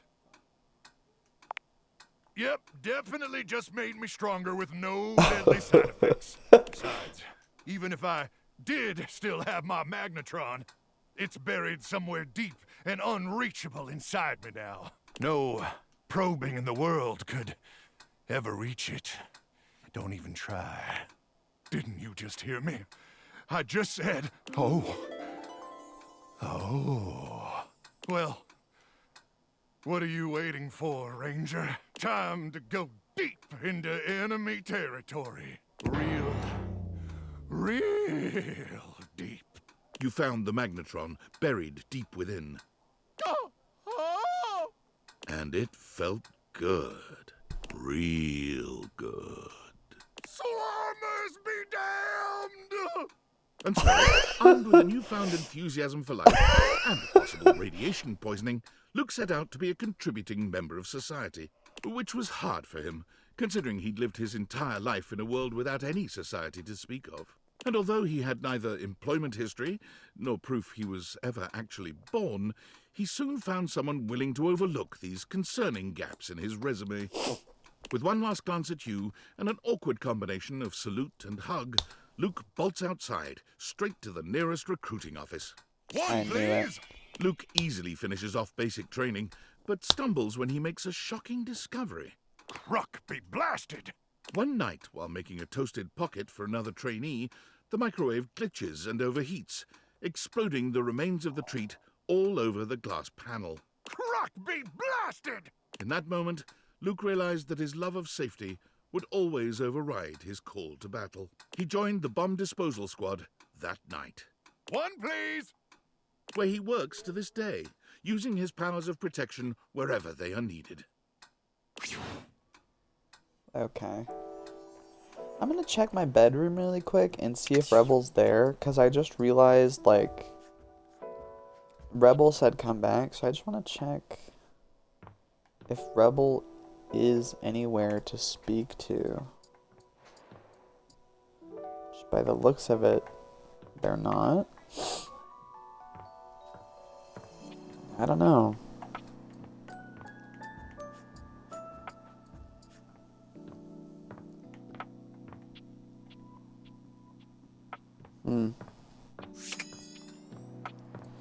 I have one left. I have to do Cam. I gotta do. It's 7:02. This is the last day I gotta do there, Cam. I Spicy. can't wait a day. Bring that Hey, Cam. fantastic red shirt over here. I'm gonna take it off with my teeth. Oh. Back for some more trashy pleasures? I knew it. Once they get a taste of the can, they can't stay away.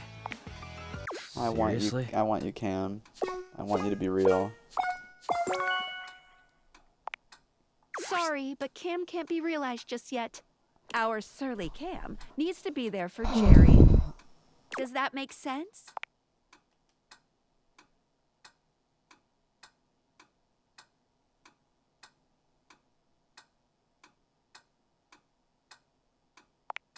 I know, but it's important for the immersion.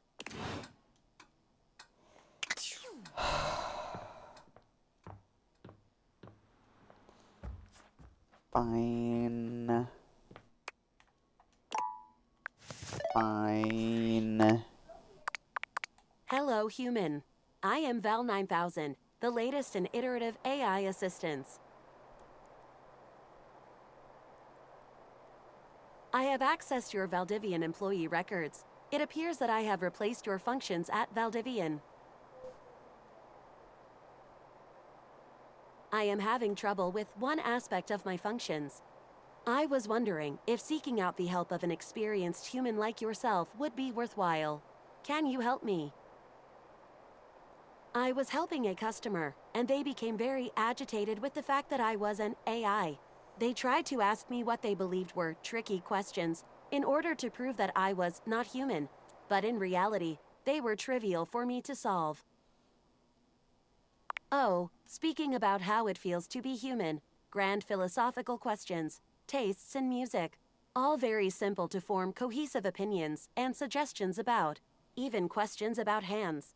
I am now quite familiar with the number of fingers on a typical human hand. This is beside the point. They did stump me with one question I simply could not form any answer to. It broke me. They asked me to help them with their ligma. I searched all available databases and turned up nothing. And when I asked for more information, they responded, ligma balls. These are not terms I am familiar with, and I could not help the customer. Can you please define the term for me? This appears to be a large area in which I need help.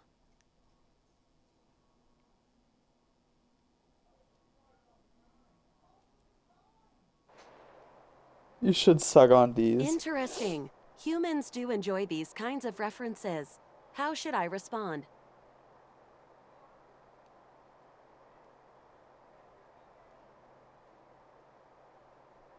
Excellent. D's nuts. I will strive to use this in the future. Thank you very much. If there is anything else I can get for you, please say in a clear voice, "Okay, Val, can you please help?" And I will assist right away.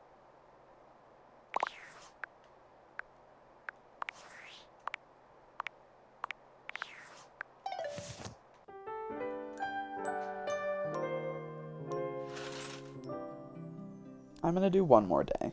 Just one more. And then we'll continue tomorrow. You're back. Nekoboru told me your stupid plan. You witnessed a hero tainted by you. Don't play dumb. Can't believe I let you trick me.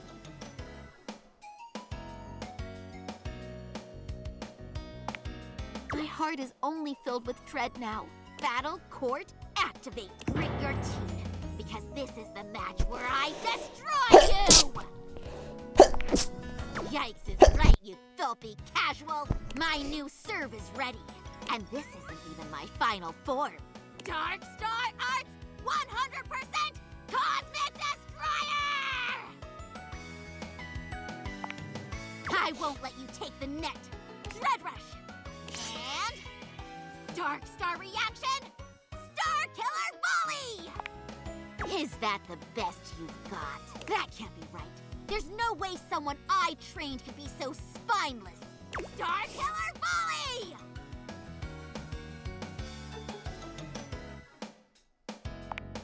We're past that now. Oh, you fool. Being the tennis star is a given. You think just because you learned my story and collect some of my merch, you get to decide how I win? Did you forget? I am the pro tag! Dark Star Arts 999% Quasar Destruction Ball! Yeah, not in this story, idiot. I did it. I really did it! I'm finally the tennis star! It's finally over. I should be happy. But why is my heart heavy? Why does darkness still fill my soul? Farewell, my rival!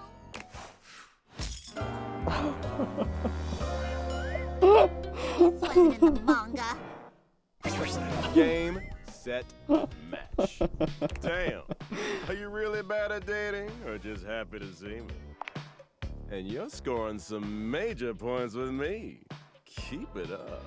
Looking to learn a little more about sweet Lady Hate, are you? You ever hear people say things like, she's a cruel mistress, when they're talking about personifications of abstract concepts? Well, let me tell you. Nobody ever says that about Lady Hate. Hate is a kind mistress, a loving mistress, a mistress that nourishes and blesses you. In fact, the more hate you have in your life, the happier you'll be, the better you'll feel.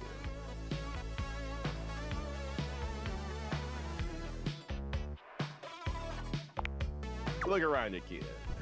Why do you think the world is so evil?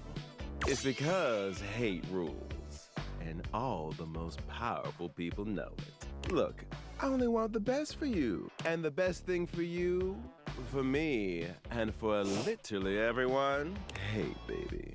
Come back anytime you want to hear more about hate. I think it's funny that her hate ending wasn't even her, like, hating me. I just legitimately died. Like, she actually killed me. Like, it was nothing more. I was like, okay. I was told, hey, let her win, because, you know, she'll become evil if you don't. Okay. She gets pissed. Then just kills me. Oh! Oh, the light of day! It sears into my pasty skin! Oh, hey there, my fellow connoisseur of forgotten objects. Feel Hello, free to Jerry. browse my collection at any time. Just maybe knock before you blind me next time. Mind the roaches and the smell. Oh my! This is unexpected. If I turn human, I'm gonna have to find a new place to hold my collection. Whoa. Which of these lovely objects are we realizing today? That'd be me, Jerry, of Jerry's junk drawer. All right. You sure you don't want to maybe do this someplace a little more open? I find I'm most comfortable in uncomfortable spaces. Suit yourself, man. And from this moment on, I mean that literally. The spectral energy flows through your date theaters, and what was once merely a junk drawer becomes...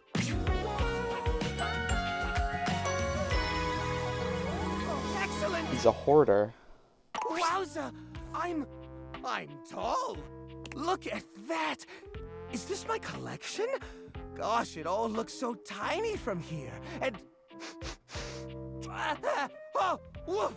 Oh, what is that? Jiminy Christmas, that is Right.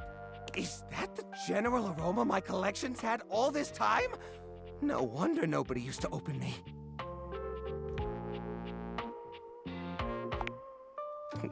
Goodness. Well, I'm glad you like it. But I can't imagine the appeal is universal. Ah! Oh, jumpin' Jehoshaphat, that smarts! Ah! I've banged my leg against the exhibits more times than I can count, but it's never felt like that. It's making me nervous, all right. Oh, the textures, the smells. It's overwhelming. I don't mean to sound rude, but might it be possible to go back to being a drawer? Sorry, pal. That's a one-way ticket. What? Oh. Oh, no. Well, I guess it doesn't matter. Even if I could turn back, I'd always know the terrible truth. The truth that I'm stingy. Even if I could shift back into a wooden drawer, I'd know. The only thing closing on this old drawer is the most recent chapter in his life. I think I gotta take a walk. A long walk. Maybe get a taste of that fresh air everyone's always going on about. It appears quickly that the soft caress of skin, however, is not among his dislikes. The two of you creep closer and closer. His fingers run through your hair. He feels your breath on his neck. And as he becomes familiar with the sensation of warmth, he must admit there are parts of humanity he really, truly loves. Intertwined together, you find yourself spending hours basking in the morning sunlight. Ever a collector at heart, he finds it difficult to let you go. Like a newborn deer waddling into the light for the first time, Jerry takes his first stumbling steps out of your home. He's overwhelmed at first, for hours. But as the weeks go by, he finds a new appreciation for the little things he never had as a drawer.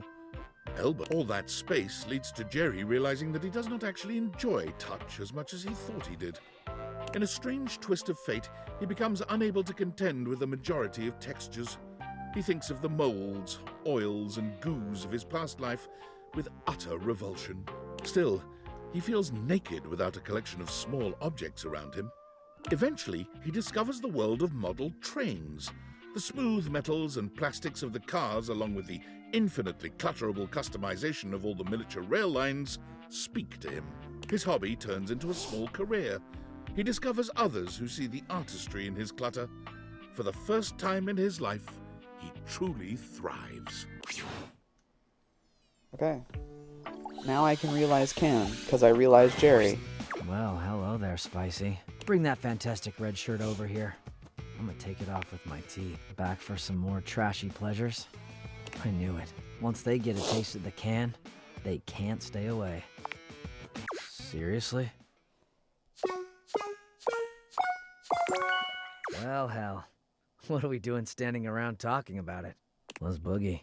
Cam! Let's see if this will get you excited. The spectral energy flows through your date theaters, and what was once merely a trash can becomes...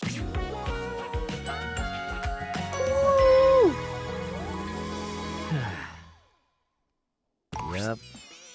Before you stands Cam, in all his human glory. Mm-hmm. He casually examines his feet, his legs, and his strong hands.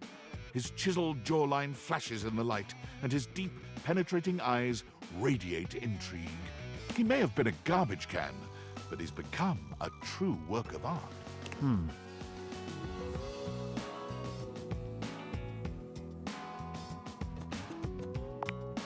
What? You're a human. I've been seeing you a lot over the past freaking endless decade, so it's not like I was unprepared. I exist, it's cool. What else do you want from me?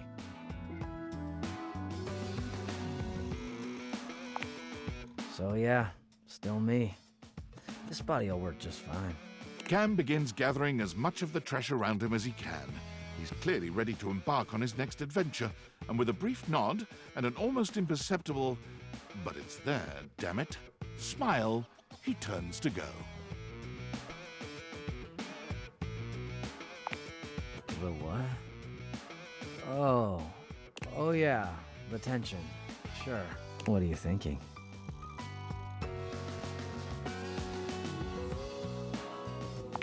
Butt sucks. Oh, hell yes. Yeah, I can go for that. There is one significant thing I have now that I didn't have access to as a can, so let's take this sucker out for a test drive. Oh, also, shit. Hang on. Got some great lube in here. I think it might have been some component of a Thai takeout meal at one point, but damn is it functional. And peanut flavored, so that's cool. While you managed to convince Cam to use lube he didn't find in the garbage, your time together is filthy nonetheless. But where Cam's love is dirty, the connection between you is pure. He almost sounds like Trunks from Dragon Ball Z Abridged. Cam strikes out on his own, and unlike so many of us upon entering the wider world, he has not one doubt about his purpose. If I think of Cam every time Trunks speaks, I'm gonna cry because I love Cam and I won't be able to focus on a bridge because I'll be thinking of Cam. Cam has found himself as the undisputed monarch of the biggest dump in the county. There is trash of all sizes and varieties, from the basic household load to industrial waste and commercial-grade refuse, to be handled only by the truly expert. Cam did not apply for this job. He simply strode in the chain-link gate and took over, to the evident relief of the entire then-present staff. When asked what his salary requirements were, Cam scoffed. I told him I didn't need some stupid paper check. There's plenty of money out there. For someone who knows where to look. Cam winked and turned arms akimbo into the methane-orange sunset over the chemical waste quadrant. For a man, formerly a can, to find his place is truly a thing of beauty. Oh hey, there's Rebel.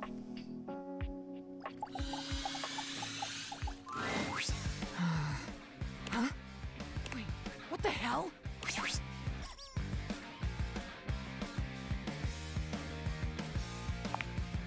They're sure a feisty one. You wouldn't think rubber could fly that fast. That's interesting. I don't know if that would have been my conclusion, but I suppose everyone deserves a second look. Anyway, need something, my love? So am I. Oh, me and Rebel? Why, nothing at all. I believe we may be nearing the end of this particular conversational requirement. A good cause. That's always the best kind of cause. Rebel is fine. They just ask me to look up some sort of news story every now and again. Well, that's the thing. There's no news. They show me their barcode number and then begin to hound me. They are looking for a missing object report for someone called Regina Rubert the 73rd. But there's just nothing. No article, no police report. Makes me wonder if it's all make-believe. The most I was able to find was it is the name of a long-standing family business located in Liechtenstein. Liechtenstein is a country in Europe. Incidentally, if this Regina is real, according to my searches, they would have 1,636,467 identical siblings. 6'7". I suppose that number is large, though I have seen larger. 1,636,468, for example. I have told you all I can about this subject. See me anytime you need to spy on other objects. Farewell, my love. I have one more person I want to realize before we end today. One more. Well, if it ain't the sunshine of my life. Hey, Look handsome. at you. Every time I see that gorgeous face of yours, I feel like, oh well, dang, words just ain't even sufficient. Realize? Me? Yeah. Sorry, but Abel can't be realized just Come yet. on, Skylar! Abel has some unfurnished business with Keith. I'd take a look too. Does that make sense? Yes, Skylar, I get it. I know, but it's important. Ugh. Fine. Fine.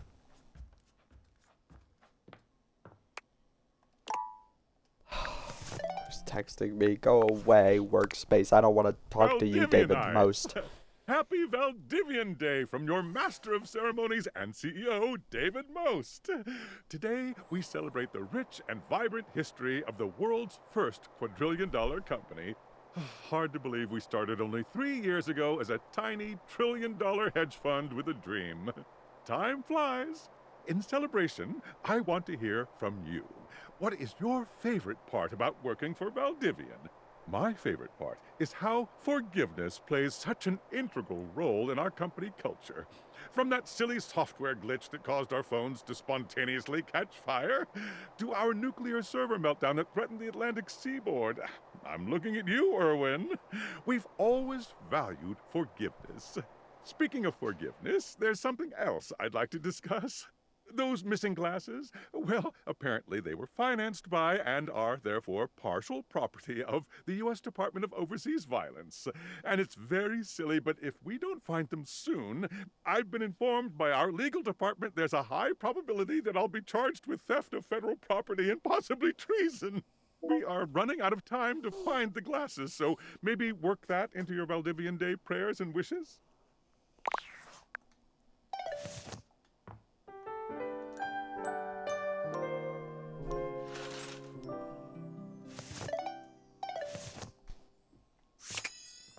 I just want to see what she says. So much power. This feels familiar. Neko! Neko! Neko Boru!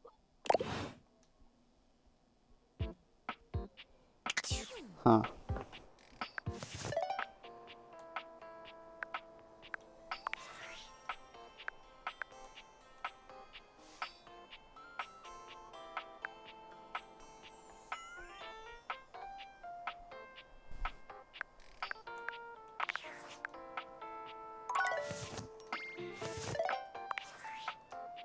Has it been saved?